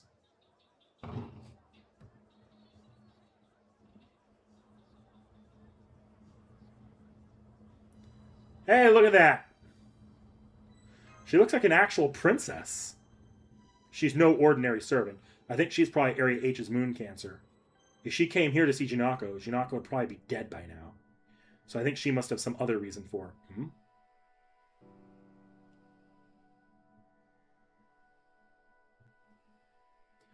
Chakram doesn't know what to do. I think he came to take her order, but he's not having any luck starting a conversation.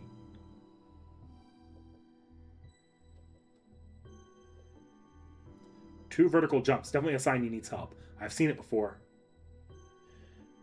Then I think I'll stop by Masterbucks on my way to breakfast. Good idea. I'd go with you, but it'd only complicate things. She doesn't seem like she can perceive AIs very well.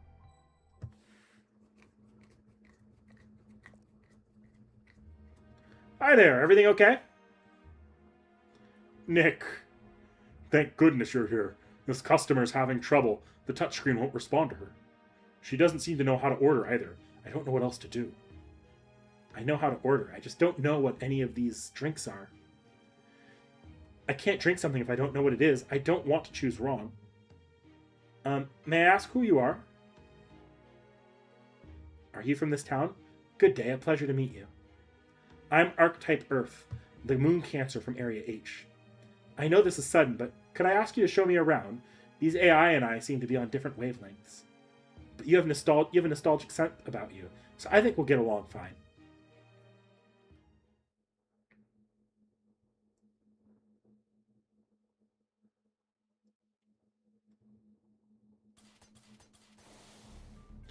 I heard a moon cancer's attacking, so I came as quickly as I could. What's the situation? Quiet, she'll hear us. Now stay low, come over here and take a look at Masterbucks. Okay, I hope you don't mind me crouching next to you. Oh, hi Anthony, I didn't know you were here too. Yes, I am. I'd like to run away as far as I could, but this is a crisis for old Dubai. I was also worried about Nick. But that seems to not have been necessary. Take a look.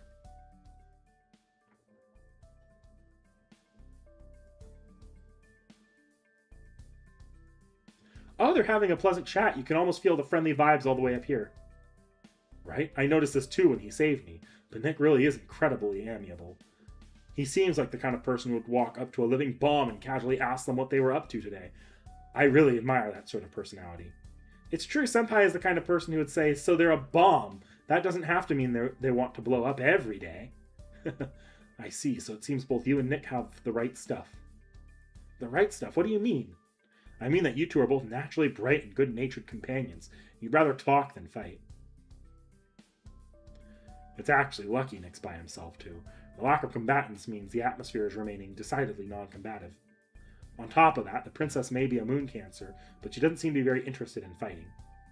Nick was showing her around Main Street earlier. She clearly had no intention of attacking at any point. That must mean she's not here for old Dubai. She probably wants to evaluate the Master of Chaldea for herself. Oh look, Chakram's bringing them lunch. Looks like Senpai ordered, huh? French cuisine? Well, that's not like his usual. It's a more mature choice. He must want to look good in the presence of royalty. I see, the portion's not quite big enough for a young person like him, but since he's representing Chaldea, he must be keeping appearances in mind. Meanwhile, the moon cancer ordered...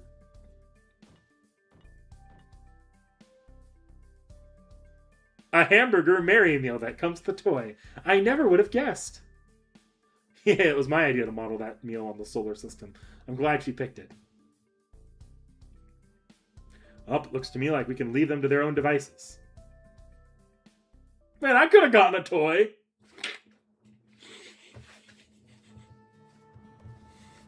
So this is what humans eat. I could tell a lot of work went into this meal. It was most enjoyable. And not just the lovely lunch. Everything in this town is worthy of preserving. And the stories you told me of Chaldea moved me very deeply. Thank you for treating me like a neighbor and showing me around, all without being frightened of me. I've never experienced summer vacation before. It's a lovely thing, isn't it? Thank you. You made my vacation. I'm glad you liked everything I showed you. Well, not quite everything. Let me be more precise. I didn't care for the spiced silk. I saw nothing good there. There's no specific reason I can point to for that. I just found it a bit barbaric. At any rate, Old Dubai is a wonderful city. I'm a moon cancer, so I understand that technically it exists in opposition to me. But I no longer have any desire to fight you Chaldeans or this area's moon cancer. Besides, I never cared for the way this election is being handled. Just take the name. Don't you think the final boss of humanity's Annihilation Showdown is promising more than it can deliver? If moon cancers are going to compete to be the final boss of humanity, they should ignore the voters and fight each other. Suffice to say, I'm very displeased by the baffling choice to make this an election rather than a tournament. Oh, please don't misunderstand. I was only joking. I will not deny that humanity has gone extinct. As living beings, they were bound to end eventually. My preferred method of annihilation is to simply watch over humanity until it comes to an end. I have no intention of hurrying the process along myself. Do you know what I mean? Of course, although... I know it's silly to bring this up now, but... Archetype Earth, that's really your name? Right, I suppose you wouldn't be familiar with this concept. I could simply tell you, but now that we've gotten to know each other, why not show you with feelings in physique, mind, and soul? Yes, let us converse as though we were fire and ice coming together. May I have this dance? Alright, I understand, then I won't hold anything back.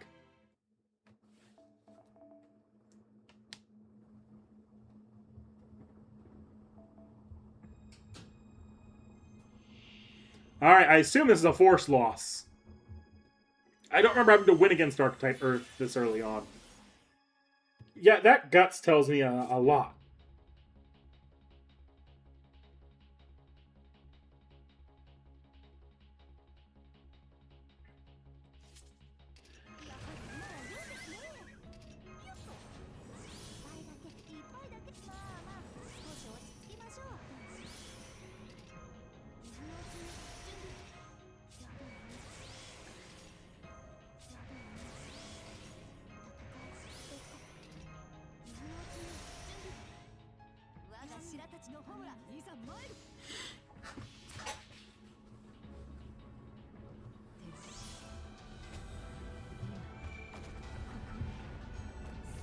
There we go, it's all sped up.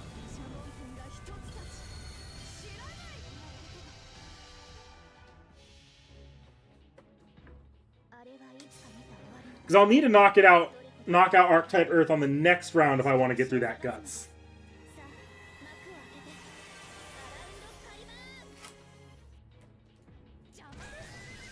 Though I don't know if that's a break guts or if it's just a guts. I can't remember if guts works like that on break.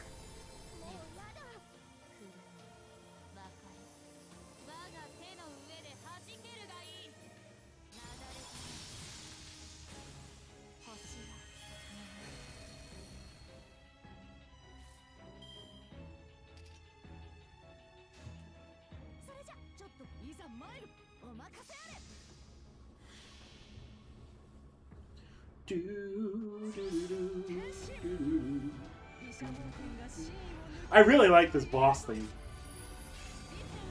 then they have like the better version we'll get to hear later.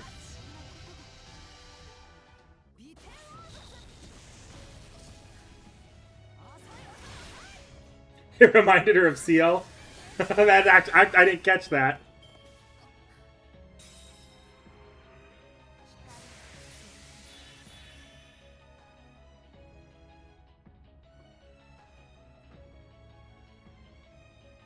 Ooh, ominous.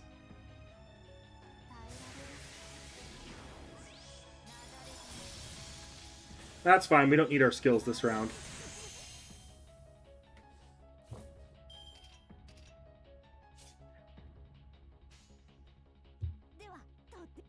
Are you about to charge an NP? No, I can hold off on that.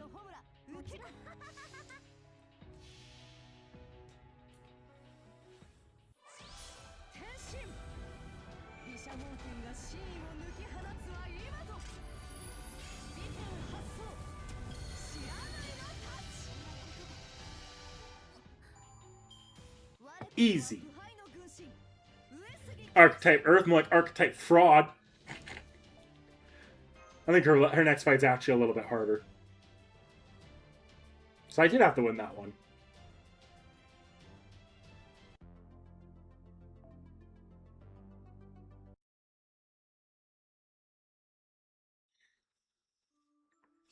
Carbon, oxygen, hydrogen, helium, untold amounts of gas and interstellar dust. These are the elements that come together over the course of almost 1,000,000 years to finally form a planetary egg. This process is not especially rare, could hardly be called special or exceptional. In space, this is a daily occurrence, so common that it exceeds the daily birth rate of any civilized society. And just like the chicken eggs that fail to meet quality standards, most planetary eggs disappear as swiftly as they are formed. The problem is what comes after. It takes incredibly good fortune for a planetary egg to become a celestial body itself. Is the core the right temperature? Is there another celestial body near enough for it to become a wandering planet? Does it have any neighboring celestial bodies destined to collide with it? Are the nearest galaxies too close? And most importantly, does its sector contain souls that can grow and nurture life? Life is the force of attraction, the power to draw other things in. When a planetary egg forms in a sector of space imbued with that property, that is when a planet with the potential for intelligent life is born. A planet's soul exists before the planet itself. It affixes itself to a celestial body and becomes its heart after the fact. In the Magecraft world, these souls are known as archetypes. They are the models for all creation to follow. However, just because these archetypes existed before planets does not mean they were the first form of life. They are, at their cores, mind and soul. Materially speaking, they may as well not exist at all. At this stage, archetypes fall into the same category as divine spirits and planet-born elementals. They only become life forms after the fact. Once intelligent life has begun to grow on the planet, the archetype realizes, oh, I see. So this is what we looked like in our initial illusion, and in our essential conclusion. And by dreaming, they are born. Although archetypes are formed along with their planet, it is not until civilization matures that their model is finally created.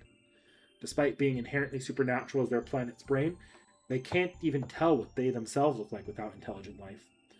That is what makes archetype celestial. They are given a planet's ultimate form. However, celestials are still only concerned with matters pertaining to the entire planet. They have no interest in the intelligent life forms growing on the planet's surface. As intelligent beings, archetypes are not the first form life takes, rather they are the first way it looks. In other words, they are souls looking to create new planets meant to succeed them.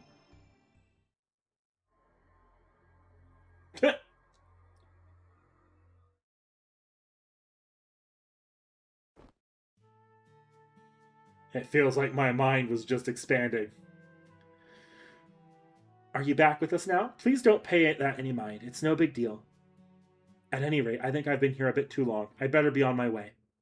But first, if you don't mind, I'd like to ask you a question, Nick. Why do you think BB Dubai is holding this final boss showdown? Because she won't be free until humanity is gone for good?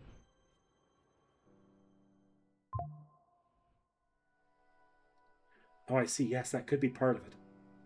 She'll never be able to leave Moon Dubai as long as humanity exists. However, as I see it, BB Dubai is unable to make this decision herself. And not one of the intelligent beings on Moon Dubai has the answer.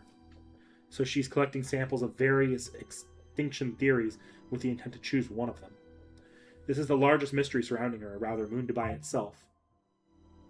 Why is she searching for a clear reason for humanity's extinction, when the fact of their extinction is already beyond dispute? And for that matter, what did annihilate the people of Earth? Solving this mystery falls to you, visitors from the 21st century.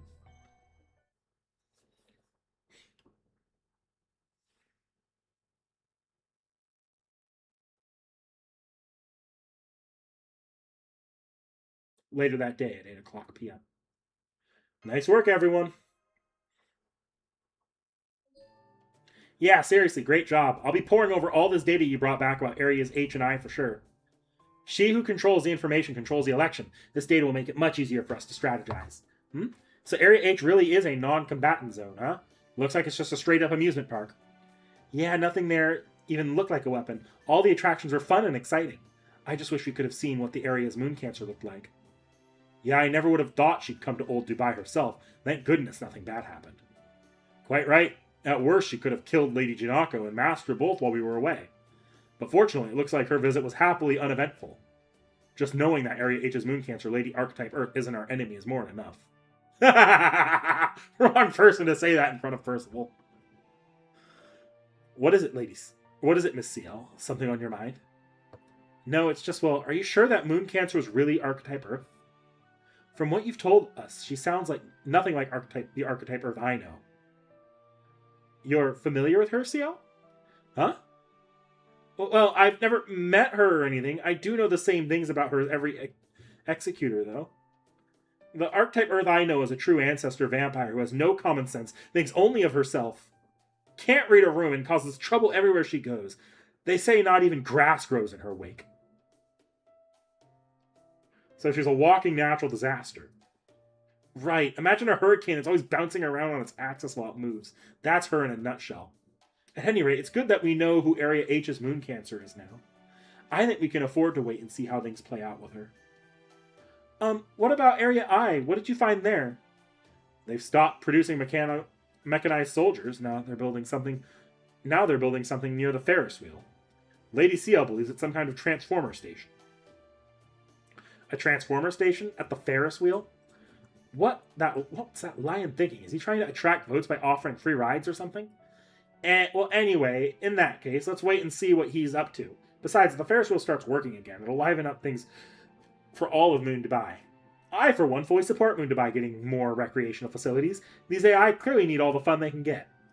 Alright then, once the Ferris wheel is back in operation, let's infiltrate Area I and bring along plenty of snacks. We can thank Edison for contributing to Dubai's development and serve him an iron fist of justice all at once. Cloud your judgment, Seal.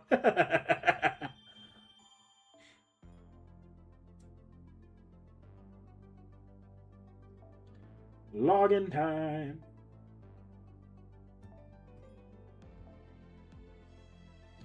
Alright, this will be the last section for the night. Blue Ocean, white bus.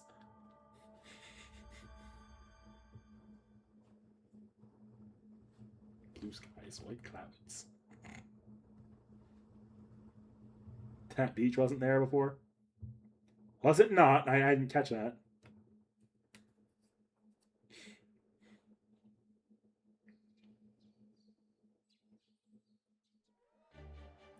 Extra, extra, get the scoop on today's big news right here.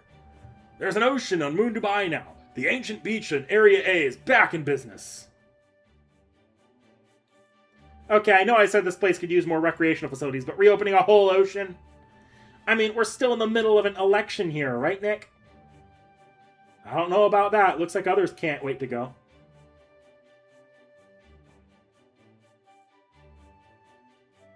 Oh, hey, you're right. Alright, you guys came here for summer break, right? No wonder floaty rings and suntans look good on you. That doesn't apply to me. What about you, Jinako? Are you coming too? Me? Nah. Indoor gal here, always has been. I might be able to handle an amusement park, but a beach? Way beyond me. You guys go. Have fun. I'll stay here, relax in my own, equally fulfilling way. Like here, check out the current area poll numbers.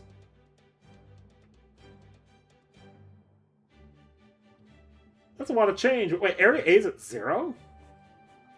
Yep, it is. Area A never had many votes to begin with, but they went down to 0 the moment they got out this ocean. We should see what that's about, which is why I think I'm thinking of sending field agents. But if you guys are going anyway, that'll be safer and more effective. Anyway, like I said, don't worry about me. Just have fun finding out what you can about Area A's moon cancer.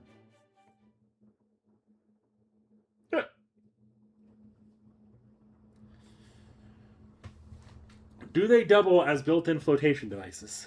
That's the question.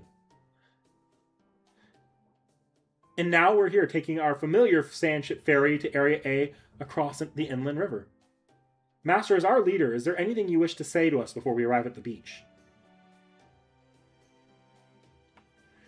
The first thing you need to do at the beach is put up a parasol. So we need to focus on safety and establishing a base. I get it. But don't let your guard down. The moon get in ocean is a big deal. There's a good chance the other moon cancers will show up. Enjoy the beach, but stay alert too. I'm not concerned. If we do run into other moon cancers, we'll be ready. Between Mash, Lip, and you, Bartholomew, myself, Lady C.I.E.L as backup, and our master, who's now got back to his usual self, we should be able to handle just about any opponent we encounter. That's a relief. My knees were knocking pretty badly when Jinako asked me to come along as your point of contact. But now I can enjoy the beach. Don't worry. If anything happens, just run back to the boat. I'll make sure it's ready to go at all times. The guide said she doesn't want to go on the water either, so we'll just be waiting here at the wharf. We? Does that mean you won't be going to the beach either, Mr. Roberts? That's right. I might take a little walk if I feel like it, but I'm a sailor at heart. I can't trust to see that just popped out of nowhere, so just in case, I'll keep an eye out from here. There is such a thing as being overly cautious. Oh, pardon me.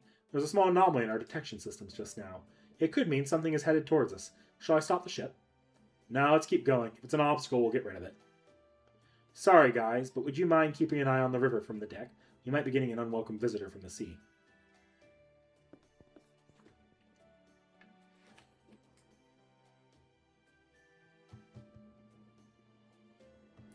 I think I'll go too. I was just about to do some warm-up exercise anyways. Oh, but first... Nick, I gave King Protea your message like you asked. But she said no, because she hates the sea. I'm sorry, I couldn't be of more help. You sent Protea a message, Master? Yeah, I invited her to travel along the river and join us at the... Well, I thought she would be... I guess I was asking too much of her. No, I don't think you were. Protea is a good swimmer. Your idea of using the river to get here is a good one. But there must have been some other reason she refused. You have no cause to feel guilty. Besides. Besides what? Never mind. It was just an idle thought. I'm going to head back up to the deck, too.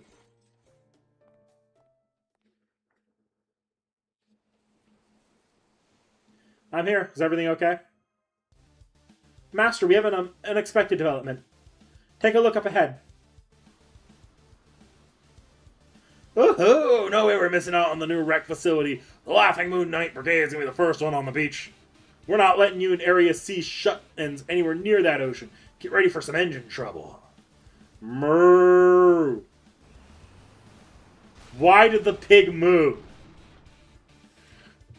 That giant machine is trying to run us off the river. These belligerent tactics are right out of the Vikings playbook. That's not all. It's practically teeming with knights all trying to jump onto our ship. It looks like. Hell yeah, we've been waiting for this. Woo, Leader was right. Playing Knights of the Round Table rocks. Knights of the Round Table? I'm so terribly sorry. Let's just say the Round Table's politics are complicated and leave it at that, please. It'll be fine. They're not a big threat. Let's just stay calm and take them out as they attack. Not so fast, Crab Hands. You're going to get hurt if you treat us like the other knights. We're the double super elite. Once we hit our pain threshold, we're like nothing more than blowing ourselves up. Well, that's going to be really annoying. Boarding our boat and blowing themselves up is a twisted tactic. I can't deny its effectiveness. We could throw them back in the river at one time, but if one of them blows up in the water, it could start a chain reaction that capsizes the ship. Right? If this is the Seine River, that could lead to anything from floating to the city to wiping out humanity. Talk about losing the battle to win the war. But I won't let these AI use absurd tactics on my watch. Blowing yourselves up when you're about to lose is no better than turning off your Wi-Fi in the middle of a game. We can't let them get away with it. Let's BB. Yeah! Which is it? Why is it? It's a good thing BB Cosmo, friend of humanity, is back with a new type of jammer. From one AI to another, I'm not about to let you play unfair. That's why I've disabled your self-destruct mechanisms. You what? You mean you just decide to clamp down on our diversity? What? No, this is a warning. You can have all the weird quirks you want, but keep them to yourself, preferably behind locked doors. Artoria's biggest nightmare. Why is there an Avenger here? Okay, who are they forcing me to use? Anyone I want here. Okay. If I'm fighting Avengers, someone that can support moon cancers isn't a bad idea. But they are making me recreate the team from scratch again.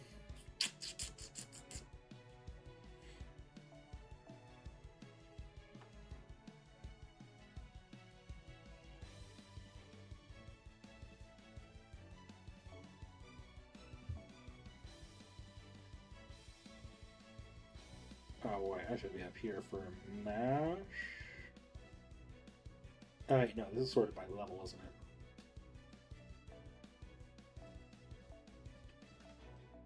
Bond. C.I.E.L's already in the party, so... Next set of Grand should be Rider, so I'll bring a Rider with me.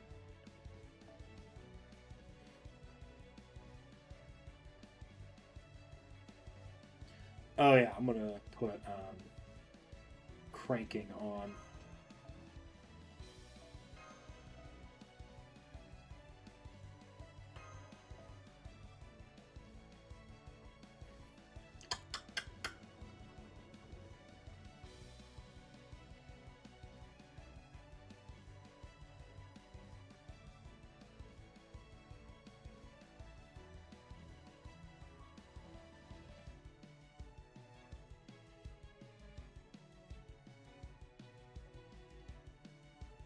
There it is. Okay.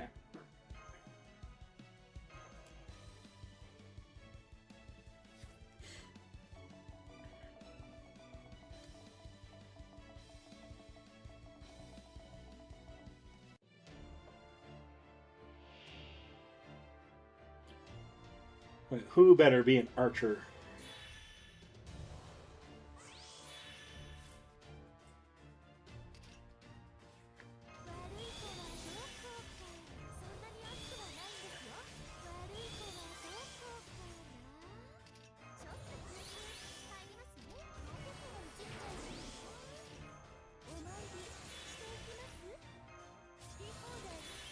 I don't know who this is going to kill first, but it's going to kill... Should kill 2 to 3 of them. Alright, who's that moving to? I'll find out who I'm killing with this NP here. Partially hoping it goes to Arthur. Or the Arthur boar. Because if I can't manage to kill... I need to waste another card on it. Nope.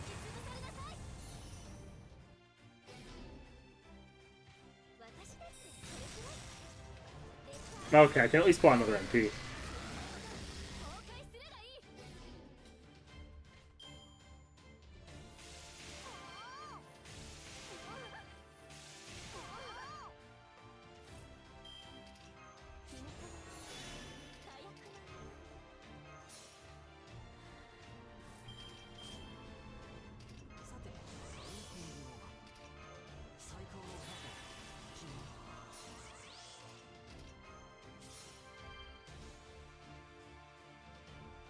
Are you on the support or the non-support? No, you're on attack. Okay.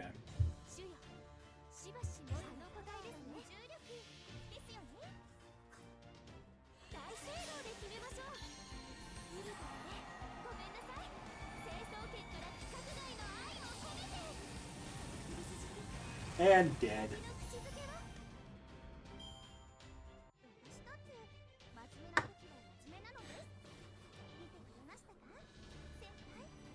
And there we go. Now I can focus on my riders pretty much entirely.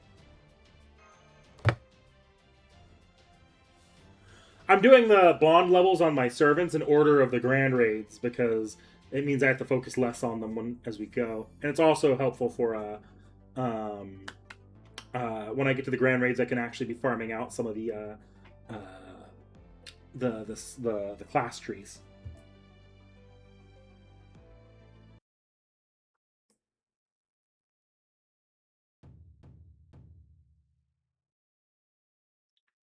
It's the ocean. I can even see a hotel out way over there. Yep, strictly speaking, it's not an ocean, but it sure does look like the kind you'd see on Earth. The view here is amazing too. It's just like the magnificent. It's just as magnificent as the one we saw in Dubai. Ah, yes, the beach reminds me of the one we visited together. It's just too bad Karna and Zufu aren't with us this time. I hope we could find them again soon. You had a great swimsuit back then too, Lip, and you were unrivaled when it came to water splashing fights. A swimsuit? I used to wear a swimsuit? You did. It was honestly hard to put the sight into words. It's a good way, in a good way, of course. Speaking strictly for myself, I would say your swimsuit figure made this summer's top 3 easily. Are you okay, Lip? Did you step on a sharp pebble or something? No, it's not that. I was just surprised to hear that. You must have really been looking at my previous self closely. Yes, of course, your smiling face is positively radiant. Very nice. We definitely shouldn't bother them now since they're getting along so well. So in the meantime, how about you and I deepen our relationship a little, Senpai? If you're here, does that mean you can enter the city now? I sure can. I finally completed my Moon Dubai Jammer. Sorry it took this long. But from now on, I'll be with you every step of the way, Master. Don't worry, I'll take care of everything. Oh, but first, I should tell you what I learned in the desert region. Let me call the other servants back from their fun on the beach, and I'll regale you with another BB channel. Super expose it. Wee! Beach swimsuits barbecue! Yes, indeed, my friend. Gaze upon those waves. Feel the sun on your skin. I've never been more glad to be summoned to Moon Dubai. And now behold this diamond skin shining so brightly as to even put the sun's radiance to shame. Waha. 1, 2, 1, 2, all units halt! I trust you've read the new manual from cover to cover, then deploy your formations. Yes, sir, Mr. President. Commencing Operation Beach House. Oil fried noodles, oil shish kebabs, oil ramen. With this menu, we'll take the Koyan Mall's market share out from under them. Would you give our standard armaments a security check, please, General Ben? Do we have to go to transition into cook mode? All good. You can store your armaments in this container. There will be no future for anyone who would ruin this beautiful scene with ugly weapons. Anyone except the President's Secret Service who will be allowed to carry air guns as the minimum necessary protection. Yes, sir. Sir. Sir, yes, sir. Reluctantly arming ourselves with air guns now, sir. Those meddlesome insects are ruining our private beach. Hang on while I go squish them, okay? Not so fast. Let's just wait and see how this plays out. Hey, the Chaldean servants are here too, and they set up a parasol in the best spot on the beach. No fair. In nature, the fittest survive. The early bird gets the worm. A true bunny would have arrived with the sunrise. I know, right? I said we should all go to the beach first thing in the morning. But Astolfo wouldn't wake up no matter how hard I shook him. So that's why you thought you would try to at least slow us down, huh? That offensive on our cruise really took us by surprise. During your cruise, what happened? Never mind. It looks like it had nothing to do with you after all. You weren't around before, right? You seem like a really awesome knight. You're bigger than Roland, more elegant than Roland, and I bet you can even shout louder than Roland. Man, I'm so jealous of the cool knights you Chaldeans have. I only get the one. And it turned out to be Roland, the one I trust most. So that's nice. I'm not lonely or anything, but still, no fair, right? Yeah, no fair. It's so not fair. Plus, my approval rating isn't going up at all. And I don't even have a swimsuit. So I guess I have no other choice than to settle this with a barbecue battle. Go on, get all your friends, other friends too. We're on the beach, right? So now we dance, sing, and stuff ourselves silly together. Really? You're not going to fight us? Why would we fight on the beach? Exactly, Rabbit Knight. Wait here, I'll get Master and the others. Looks like they're just talking so far. That just leaves the problem what to do about them. Passionate, my goddess of destruction, to think we would meet here again of all places. I knew it was the threads of fate itself that bound us. No better, the threads of profit sharing. Today is the day your one-of-a-kind assets will finally be mine. I'll quit whatever options you'd like. Price is no object. Yikes. No, you rejected me. You clearly meant it too. Why? What am I missing? I thought any woman would be thrilled to wear high-spec accessories. Am I the president of a first-class company? So it is only right that I should possess a woman wearing first-class weaponry. You and I are made for each other. Can you not see that? Do you hear yourself? Nobody gets to possess woman. Keep away from Lipin or answer to us. What's that? You challenging me to a duel for Passionlip's hand? No, that's exactly the kind of thinking they're telling you is creeping Lip out. Thomas, I'm sure you're aware of this, but... Yes, I know. We're not going to fight today. We didn't fight nuts and bolts to make it all the way to Area A for that. So, are you here for a reason then? Is it to investigate Area A's moon cancer? Bah! Why else would we be here? As soon as I heard there was an ocean now, I knew right away. It would make for a perfect company retreat. Which is why I must respectfully decline to fight you today. I hate to disappoint my soldiers. No, our top priority for today is throwing a beach party. I am especially looking forward to General Ben's Navy-style curry. Oh. More importantly, I see now that I was being creepy. I should have been more respectful of the young lady's feelings. My Albatron company would never force anyone into a position that they did not wish to take. We want our employees to join our workforce of their own volition. Forgive me, Passionlip, I won't suffice as an apology, but you're welcome to make use of our beach house. We're planning to include every possible attraction one could have at a marine resort. A pool, a beauty salon, a restaurant, a submarine, the soldiers' dance performances, and magic shows. You name it. So I hope you'll enjoy them as our guest of honor. Our lady VIP, if you will.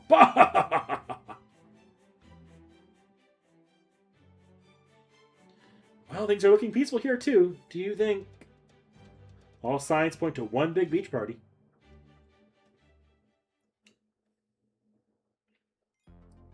Finally, we're doing a summer event again.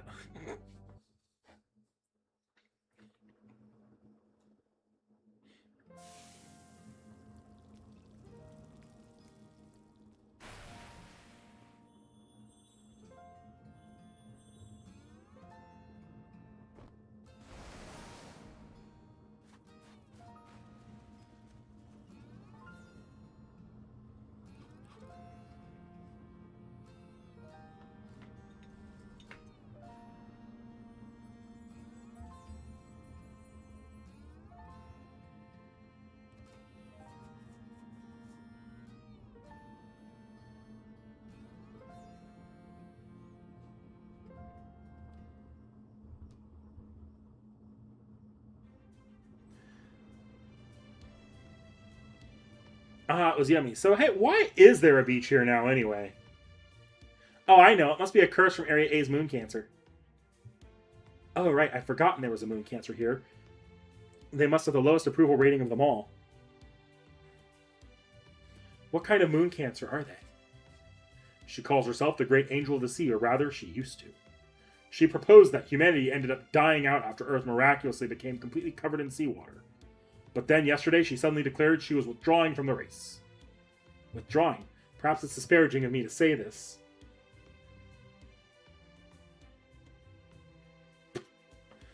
But does that mean she's boycotting the election? Yeah, like, there didn't used to be an ocean in the moon before, right? That's why her approval rating was basically nil. Nobody knew how great beaches can be. So she said she refused to be even less popular than whatever moon cancers, or popular in whatever nights, and just up and quit.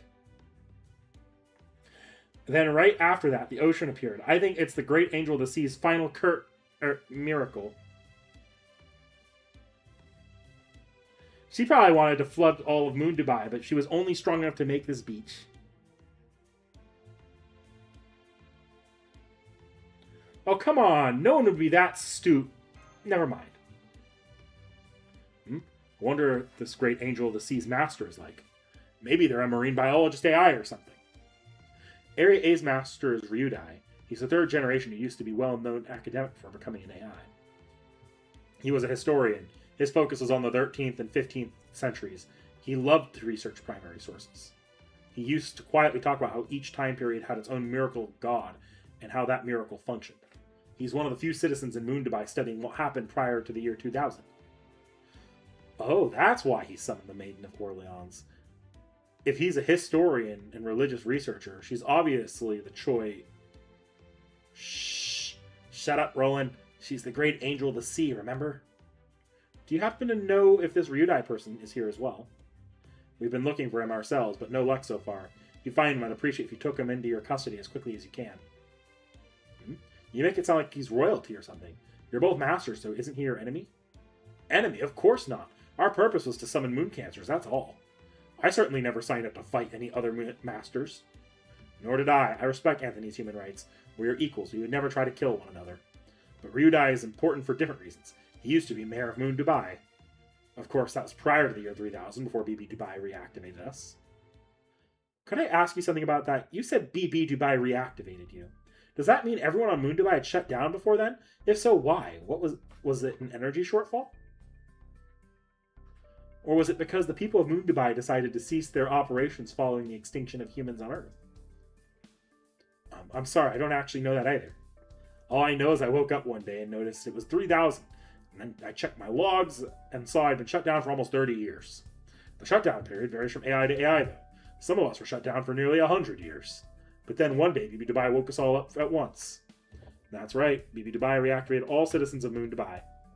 She then proposed the final boss of humanity's annihilation showdown. The people of Moon Dubai agreed to support it. That was when Ryudai ceded his office to BB Dubai and became a regular citizen. I see, so this Ryudai guy must know more about Moon Dubai than the other citizens. Maybe he even knows BB Dubai's true identity. That would make him an important lead. Assuming he hasn't been erased, that is. No need to worry about that. Even if something happens to Ryudai, he'd be up and reactivated again in no time. I'm also sure he'll answer an invitation if you extend one. I can pass on a message once we get to Old Dubai. That'd be really helpful. It's no big deal. I'm not doing anything special, really. What are you being so bashful about? And hey, aren't you working way harder for them than you did for us? Don't think and don't worry about anyone else. Just focus on making sure you look your cutest. I still don't get it. Why didn't you care for that slogan anyway? That's probably it right there. We're more for the humanities. Anthony is more on the STEM side. You don't know I'm more of a jock. You do know I'm more of a jock than anything, right?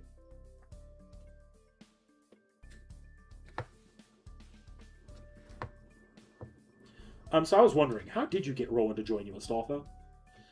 By which I mean, who in the world summoned him? Me. As Mooncancers, we're allowed to summon up to one servant of our own. Didn't you read the election rules? Of course, you can only call on heroic spirits you have some kind of connection to. What about you, Edison? You haven't summoned anyone as far as I can tell. No, I've never attempted to, because I've never had need of one. I'm the only true genius in this world. Queen Sky didn't summon anyone else either. Maybe that was because she didn't have any friends in human history. No, Queen Sky was something of a special case. She became a Mooncancer after the fact, you see. She showed up on Moon Dubai out of nowhere, whereupon BB Dubai took a liking to her and made her a Mooncancer. I never gave it much thought before, but thinking about it now, I suspect Queen Sky herself must have been summoned by one of the other Mooncancers. Though as to which it could be, I have no idea. Causeway drop. It's Causeway drop.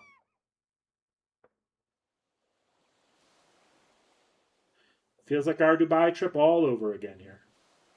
I agree. Lounging around under the parasol looking out at the ocean after a lovely meal with everyone else.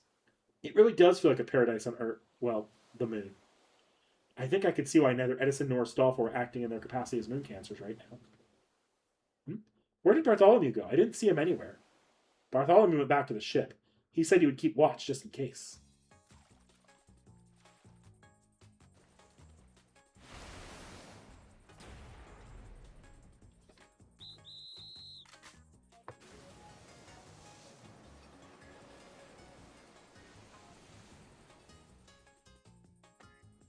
It's great seeing everyone get along so well. I must say, I'm surprised by how reasonable, flexible both Ben and Anthony have been. Ben is our enemy. Astolfo's group tried to kill Anthony, and yet they're both treating everyone here like friends. Maybe AIs aren't as particular about friends and allies as humans are, or perhaps we're just naturally welcoming. I don't think I know about that. I'm not sure what kind of evolution process Moon Dubai's AIs took to get here, but I do know they're the same kind of growing intelligence as humans, so I suspect their minds work much the same way, too. AI started out as a learning intelligence. They could make themselves grow and evolve without waiting around for humans to program them. Basically, they could modify themselves to become capable of things they weren't capable of before. I see. That does sound like what humans do. Most of us start out being incapable of many things and become capable through self-improvement. But then, if that's the case, I find it even harder to understand. AIs are even more humane than humans, and they're also much wiser. So why would intelligent beings like that wipe out this world's humans? An excellent question. Old humans stopped being born around the year 2300, leading to the human race's eventual demise. In this scenario, humans went extinct in the process, becoming third-gen AIs themselves. Machines would see it as essentially the shutdown of an old production line, now made obsolete by a new model. A world like that would flourish under new humans, that is, the third gens, and would never have any reason to die out. But they did, and so far I have not been able to find a single reason why that could have happened. I actually talked about that with Archetype Earth. As I see it, But Dubai is unable to make this decision herself, and not one of the intelligent beings on Moon Dubai has the answer. So she's collecting samples of various extinction theories with the intent of choosing one of them. This is the largest mystery surrounding her, or rather, Moon Dubai itself. Why is she searching for a clear reason for humanity's extinction when the fact of their extinction is already beyond dispute? And for that matter, what did annihilate the people of Earth? Solving this mystery falls to you, visitors from the 21st century.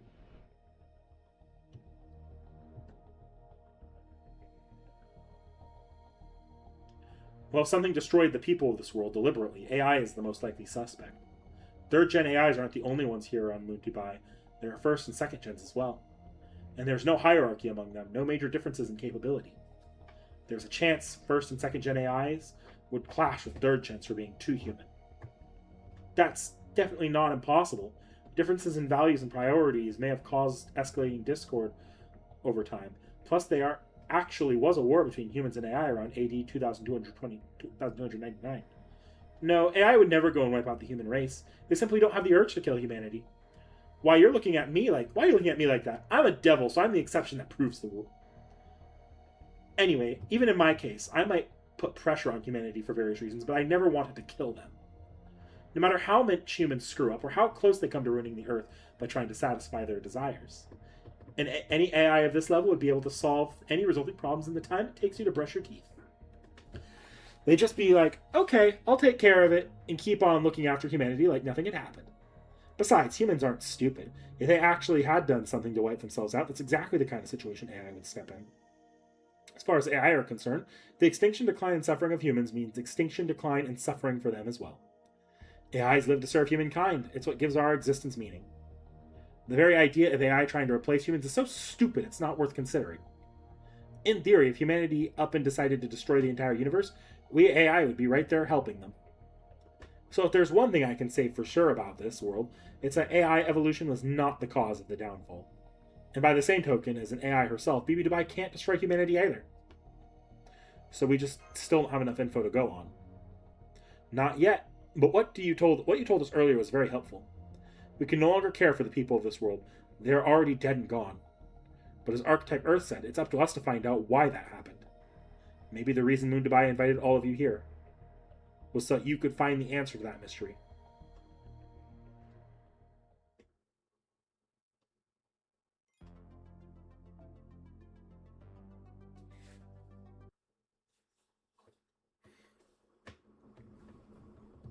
Last reading section. Almost sundown, huh? We should probably get going before it gets dark. The sea's kind of scary at night. See you later, Nick. Oh, since we're rivals, whenever later comes, that's when we'll settle our scores. Just make sure you keep Area C's restaurant stocked until then, and don't go losing to the likes of Edison either. That fool! Neither he nor you are worthy rivals of my Alphatron company. Only 3 days remain until we take Moon Dubai by storm. Enjoy the fear that grips you in the dark of night as you try to sleep. Thanks to our new super weapon, we'll be able to seize control of all other areas, even BB Dubai's Area B. Thomas. Oh, whoops, I'm feeling so good I didn't realize I was spilling military secrets. Well, consider this my way of being considerate. If I were you, I'd be preparing to surrender while I can. Farewell, Nick. Give Jinako my regards. So what should we do now that the others have all gone back to their areas? We should do the same, of course. This may have ended up being more pleasure outing than a field operation.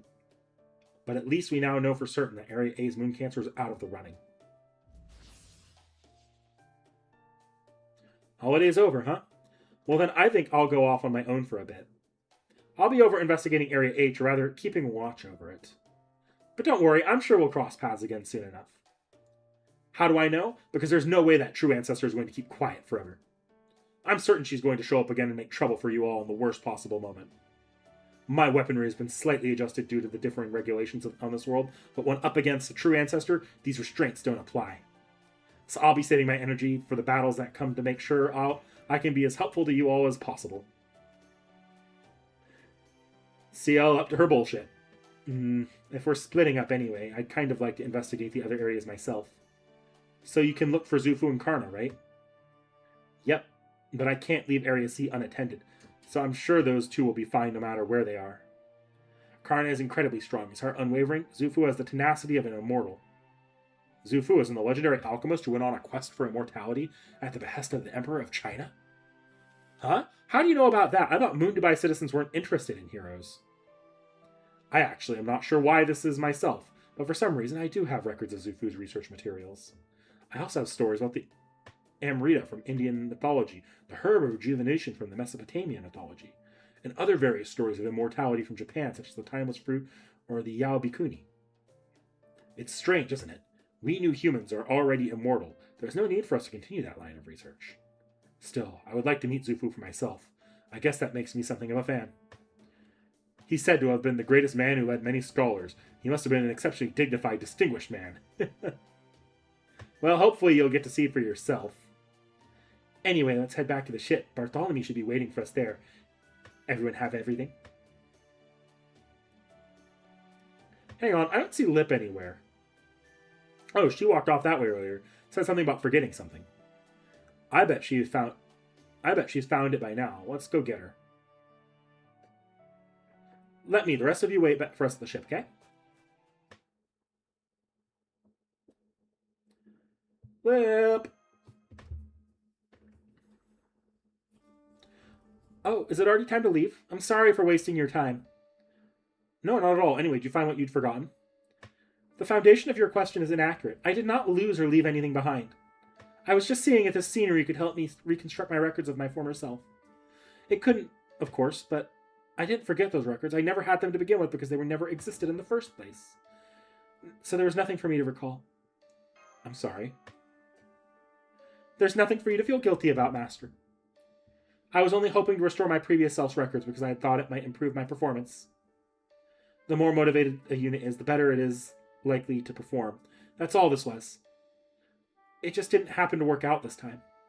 Still, between Nikitich Percival Bartholomew Mash and you, my master who cares enough for me to come fetch me personally, I have recorded all your smiling faces. I have determined that will suffice. My previous self formed important memories on this beach. So now I will keep them safe, even if they aren't strictly speaking my own. I want to remember this summer I spent with all of you. Thank you, Passionate. It's no use. You'll forget sooner or later. All living things will eventually lose their memories. Or rather, those memories will decrease in value. No matter how bright they may shine now, they'll inevitably be overwritten by the trivialities of everyday life. Death is the only permanent record. It's only when you die that memories can be fairly recorded. Who are you? What do you mean, who? I only came to talk to you because I recognize you. Oh, I see. You're not the same Lip as before. Well, that's okay. That'll make fighting you easier. You know my previous self. Master, is this woman a Chaldean servant as well? Not anymore. That was a long time ago. I'm a beast now, your sworn enemy.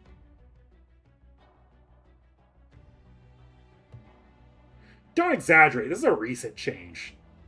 I do like detail-oriented humans, but I suggest you refrain for now. I nearly used my fingers on you. I only wanted to talk to Passionate, the alter ego, but she seems not to be here. So out of deference for this beautiful beach, I'll give you 2 minutes to get out of my sight. Master, if we can take her at her word, I recommend we retreat immediately. She really is a beast. Her combat capabilities vastly exceed ours. One last question. What are you trying to accomplish? I thought I made myself clear. As an evil of humanity, I'm going to destroy humanity. I refuse to accept this mortal state of affairs. I refuse to let life continue on in perpetuity. The people of this world made a fatal mistake. It only makes sense they paid for it with their lives. Even so, they continue clinging to life, protected by those towers. Well, that's all right. To be human is to be greedy. Go ahead. Try all you like while you live. Birth all the evils of humanity you want. At the very end, I'm going to swoop in and take all of it myself. I'm going to devour every last bit of the escape from death these people have built over the years. You want to know my objective? There it is. I don't want to kill humans. I want them to die. Well, Master of Chaldea, is this what you are repudiant? Is this where you repudiate me for all I stand for? Do you think I'm more evil than the city of Moon Dubai? You're wrong there. Moon Dubai isn't evil at all. I see. And this is goodbye.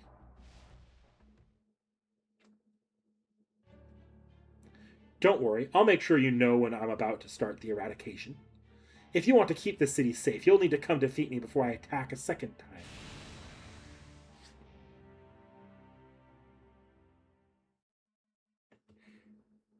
Yes, he probably would have a mental breakdown. And there we go. That's where we're going to end it for tonight. Yeah, no, we're not starting that tonight. Not even a little bit. Next time, though, we will be back with 12, 13, 14, which will take us up to the time gate, just ahead of the time gate release next Wednesday. So, we have some quartz I can drop down, though. A lot of quartz, actually. And a bond grill. Look at that. Got a lot of teapots out of that, too. Man, I'm going to be eating good doing those bond quests on the Bleached Earth. Dunk all that in there. I need that for Medusa.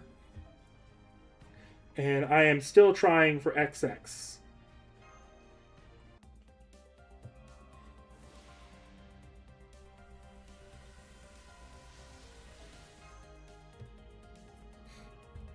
Thoughts on the story? It's complicated. I have a lot of thoughts I could put towards the story's maybe somewhat irresponsible take on AI. But I am trying to separate that for now because it is easy to go after the story in that regard when the reality is it's kind of a natural evolution of sci-fi AI stories to be touching on these subjects. It's just it is at times a little bit like we're trying to both sides AI a little bit here. As far as the story itself goes, I have some fundamental problems with it. Besides just the pacing feeling a little bit wonky, how do I put this? The writing feels very ham-fisted. There's a lot of situations where, and I have a feeling this is going to drive Seki up a wall when she actually reaches this chapter. They really feel the need to just hammer home the exposition because a lot of these ideas in trying to write a more sci-fi setting, Nasu, the author, feels like they're going to go over the head of the audience a little bit more. So we're really having to explain most of the minutiae of the of sort of our lore for this world because it's so technical. And I feel like a lot of that writing is very, very dry to read, unfortunately. So it's messy, is the best way I could describe it. I have some very charitable takes on this chapter. I'm sure by the end, even it's not like this chapter's not trying to say something with the AI that I think is necessarily damaging, but it's messy. That's pretty much this chapter all around right now. Thematically, it's messy because AI is a very messy subject right now. Writing-wise, in terms of quality, it's very messy, and I don't think it's really done any favors by the fact that it's sort of a follow-up to our summer event, which, like, especially at the beginning, where they basically had to like, oh no, we can't have this many characters. If we want to tell a story at all, we need to bring these characters back in and establish more fresh arcs. Like, it really feels like we had to hit that reset button at the beginning because it was a little too bloated. And as we're getting this story going more and more, it feels like once again we're really over-bloating the cast for the kind of story they're trying to tell here. So it's rough. I don't know how much I'm gonna need to finish this story ultimately before I come to any hard conclusions, but like as it's going now, it is definitely of the main chapters post part 1.5, so all the part 2 and 2.5 main chapters, it is technically, like, the technicals of it feel the worst to read. It feels the worst in the moment for me to read right now. Maybe that'll change. Like, especially, like, the parts I'm enjoying the most with this story are, oddly, the fan service bits I thought were going to be some of the most, sort of shoehorned in knowing this event. But, like, the Archetype Earth interaction was genuinely really good, because at that point, the story actually slowed down from trying to be overly technical. The interactions between, the extra cast. The extra cast are when the story is at its strongest, because it is trying to rejoin sort of Fate's interpretation of AI with the AI of the modern day and of sci-fi setting. Like, we're kind of joining together these three individual concepts of AI. So when you actually fold in the Fate Extra stuff, it feels a little bit better. So when we're covering like deep lore shit, it doesn't feel as bad. Maybe that's because I'm so overly exposed to Type Moon lore, and the story knows if you're this far into FGO, you don't really need a heavy, like, long diatribe about like the types and the cosmology of Type Moon. Like, we have that little section, but that was pretty short, all things considered. So instead, we're really focusing more on the character interactions. I don't know how well that plays, though, if you aren't that far into Type Moon. Like, Seki gets to that part. I don't know if that part's going to be quite the same reprieve, given Seki has not experienced Tsukihime, for example, or Fate Extra. So it's rough. Like, the character bits are fine. The character bits are fine to good. It's the story itself, the pacing of the story, the themes of the story, the technicals of the writing. That's where things are kind of rough right now for me. AI. So this is where things get a little weird. This is actually. Remember, earlier in the stream, I was talking a little bit about the use of AI in the Ordeal Call 1 trailer. AI was already getting controversial. This chapter was probably as it was escalating the most. Like, it's not at the peak it is now. Like, this coming out in NA now is at AI at its worst. Because now we have, like, the current modern realities of resource limitations. Stuff like that weren't necessarily being seen or predicted as much by the general public when this chapter dropped. And when this chapter was being written. So, in a lot of ways, I do have to applaud Nasu for being very forward-thinking about a lot of this. He is predicting a lot of the things that AI, like the human complaints about AI, there is some genuine, like, commentary here on generative AI. It's just, there's a single line here meant to kind of hand wave away some of the yuckiness of generative AI, which was that in this particular world, in this particular setting, this was all not as... I'm going to get off this FGO screen real quickly. This is probably... That way I can get these the game closed out. It's not as rough because this setting is in a world where generative AI took off much earlier when the planet wasn't nearly as destroyed, so it could develop a lot more rapidly when there wasn't as much they didn't have to contend with resource shortages somehow. So Nasu very, I don't want to say smartly, but he did hand wave it away early on in the story, which means that we don't have to question this that much for the setting and like what the setting is saying about our current world. And he did predict some of those issues, but at the same time, in doing that, it does make this work feel a little bit less nuanced in the anti-AI side than it probably could have been, which is wild because Nasu did predict a lot of these things before they were really complaints of the general public. At this time for AI, back then, at that 2 years ago mark, and even further back when it was being written, the concern, like, this was probably being written back during the Will Smith spaghetti AI era of generative AI. Even maybe I'm exaggerating there a bit, but this is being written before the general public really had its sort of complaints on AI in order.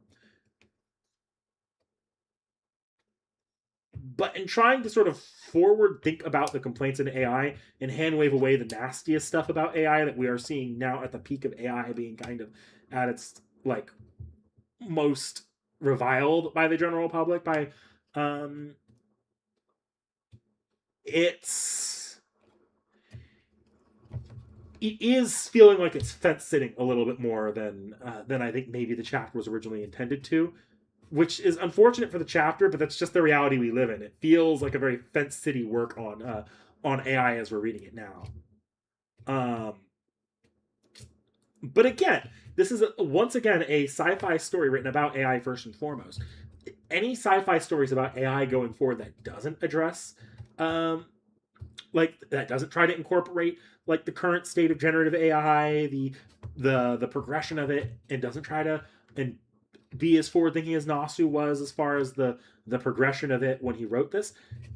They're probably fools for sci-fi writers. They're also trying they're even worse than Nasu, even trying to dance around the issues in favor of a rule of cool. I don't get the idea he's dancing around it in terms of rule of cool.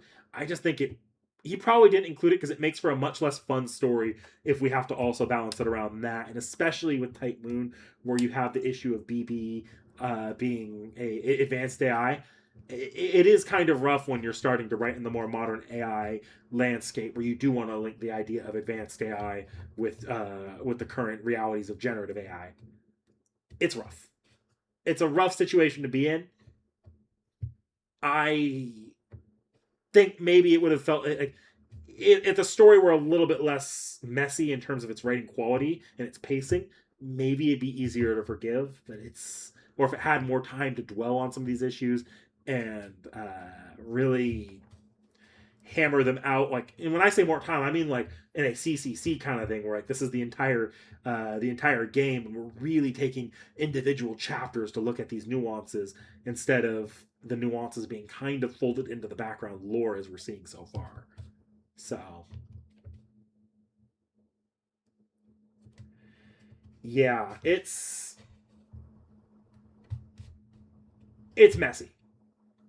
I guess that's kind of the beginning and the end of it. It's messy. This chapter is messy on pretty much all regards. I probably right now don't even like. It's probably my least favorite ordeal call as of now. Again, that could change because the fan service is fun, but it is probably, at least at the point where we're reading it, the one I've enjoyed least reading, which is wild because I took a while to do Paper Moon. Paper Moon wasn't my favorite chapter either, but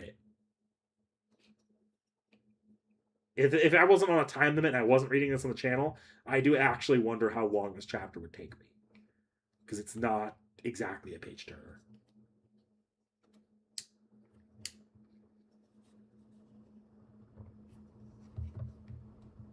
Yeah, AI robots having a soul and writing trope that you really can't do nowadays because of Gen AI. Yeah, it's at the same time, like I actually would challenge that. Like this chapter did ask the question earlier on about the point at which AI is considered to have a human soul.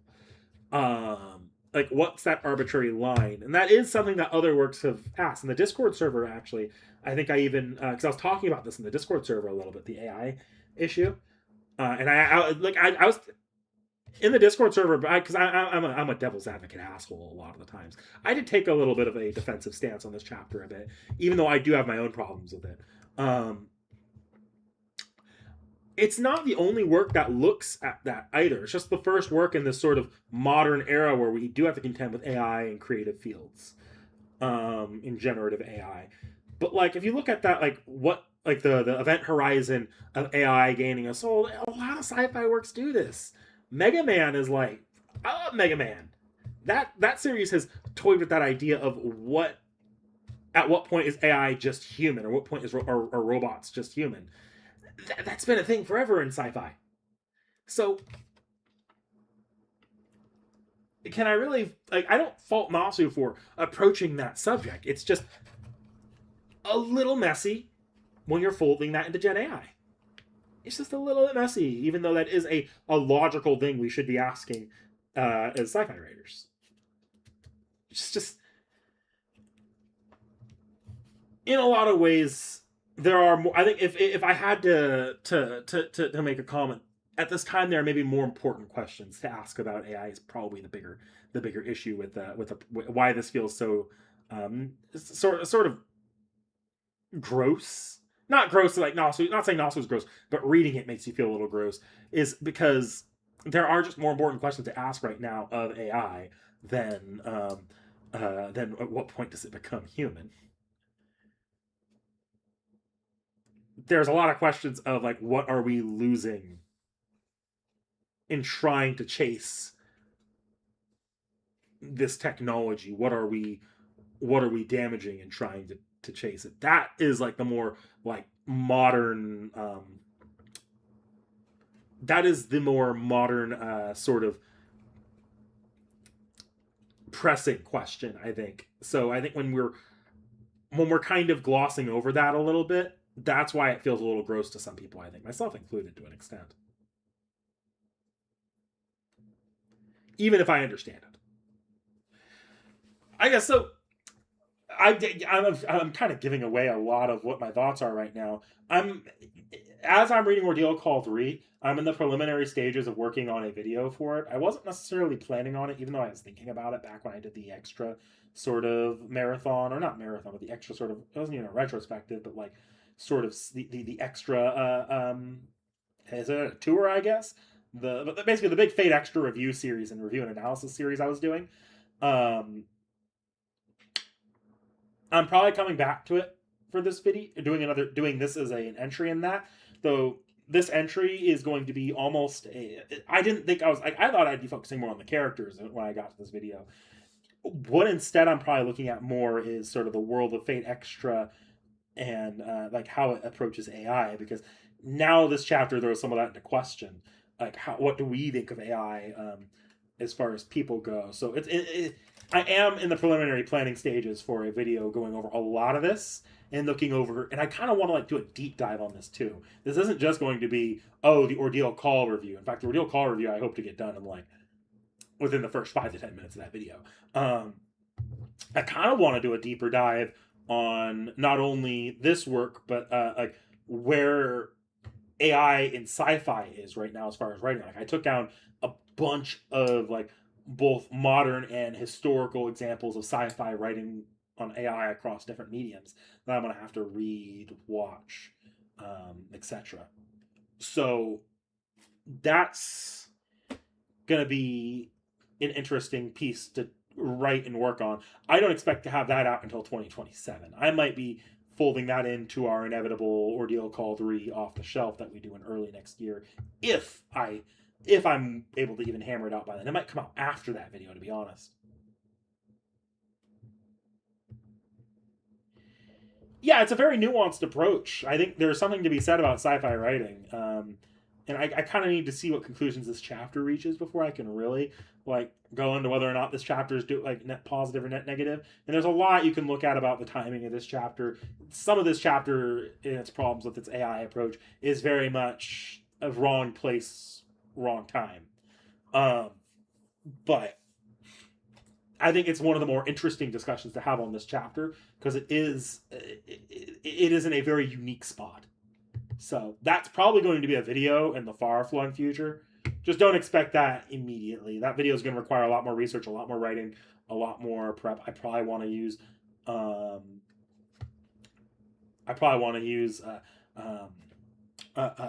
more editing involved in that video. That video actually might be my next most complicated video now that the Fate Stay Night review is done. Because I don't think the Tsukihime reviews are going to be that complicated. I don't think my Melty Blood might be a little more complicated, but that's just because I'm getting real experimental with that one I'm working on in the future. For Melty Blood, I did want to do Type Lumina before Lumina comes out, but I might not manage that timing. I don't know if that video might end up having to be reworked altogether. We'll see. But the Ordeal Call 3 video is probably going to be a little bit more far out in the future.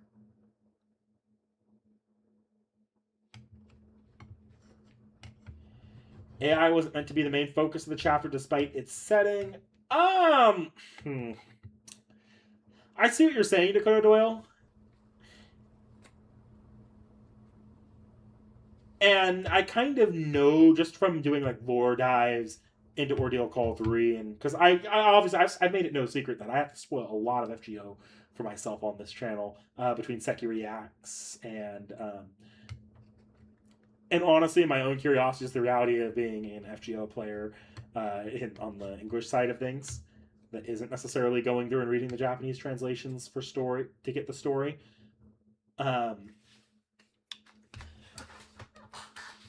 I spoil myself to shit. I kind of know the direction this chapter is going and some of the things it's going to tackle here. And I see it here because there's a lot in this chapter that's very much, I see where they're trying, like the parallels are running much closer to the Lost Belts, for example. I actually suspect the concepts and ideas of this chapter were being planned out as even if it was only for an event before they really came up with the idea of the ordeal calls, testing the um, or not testing, but looking into the individual separate classes.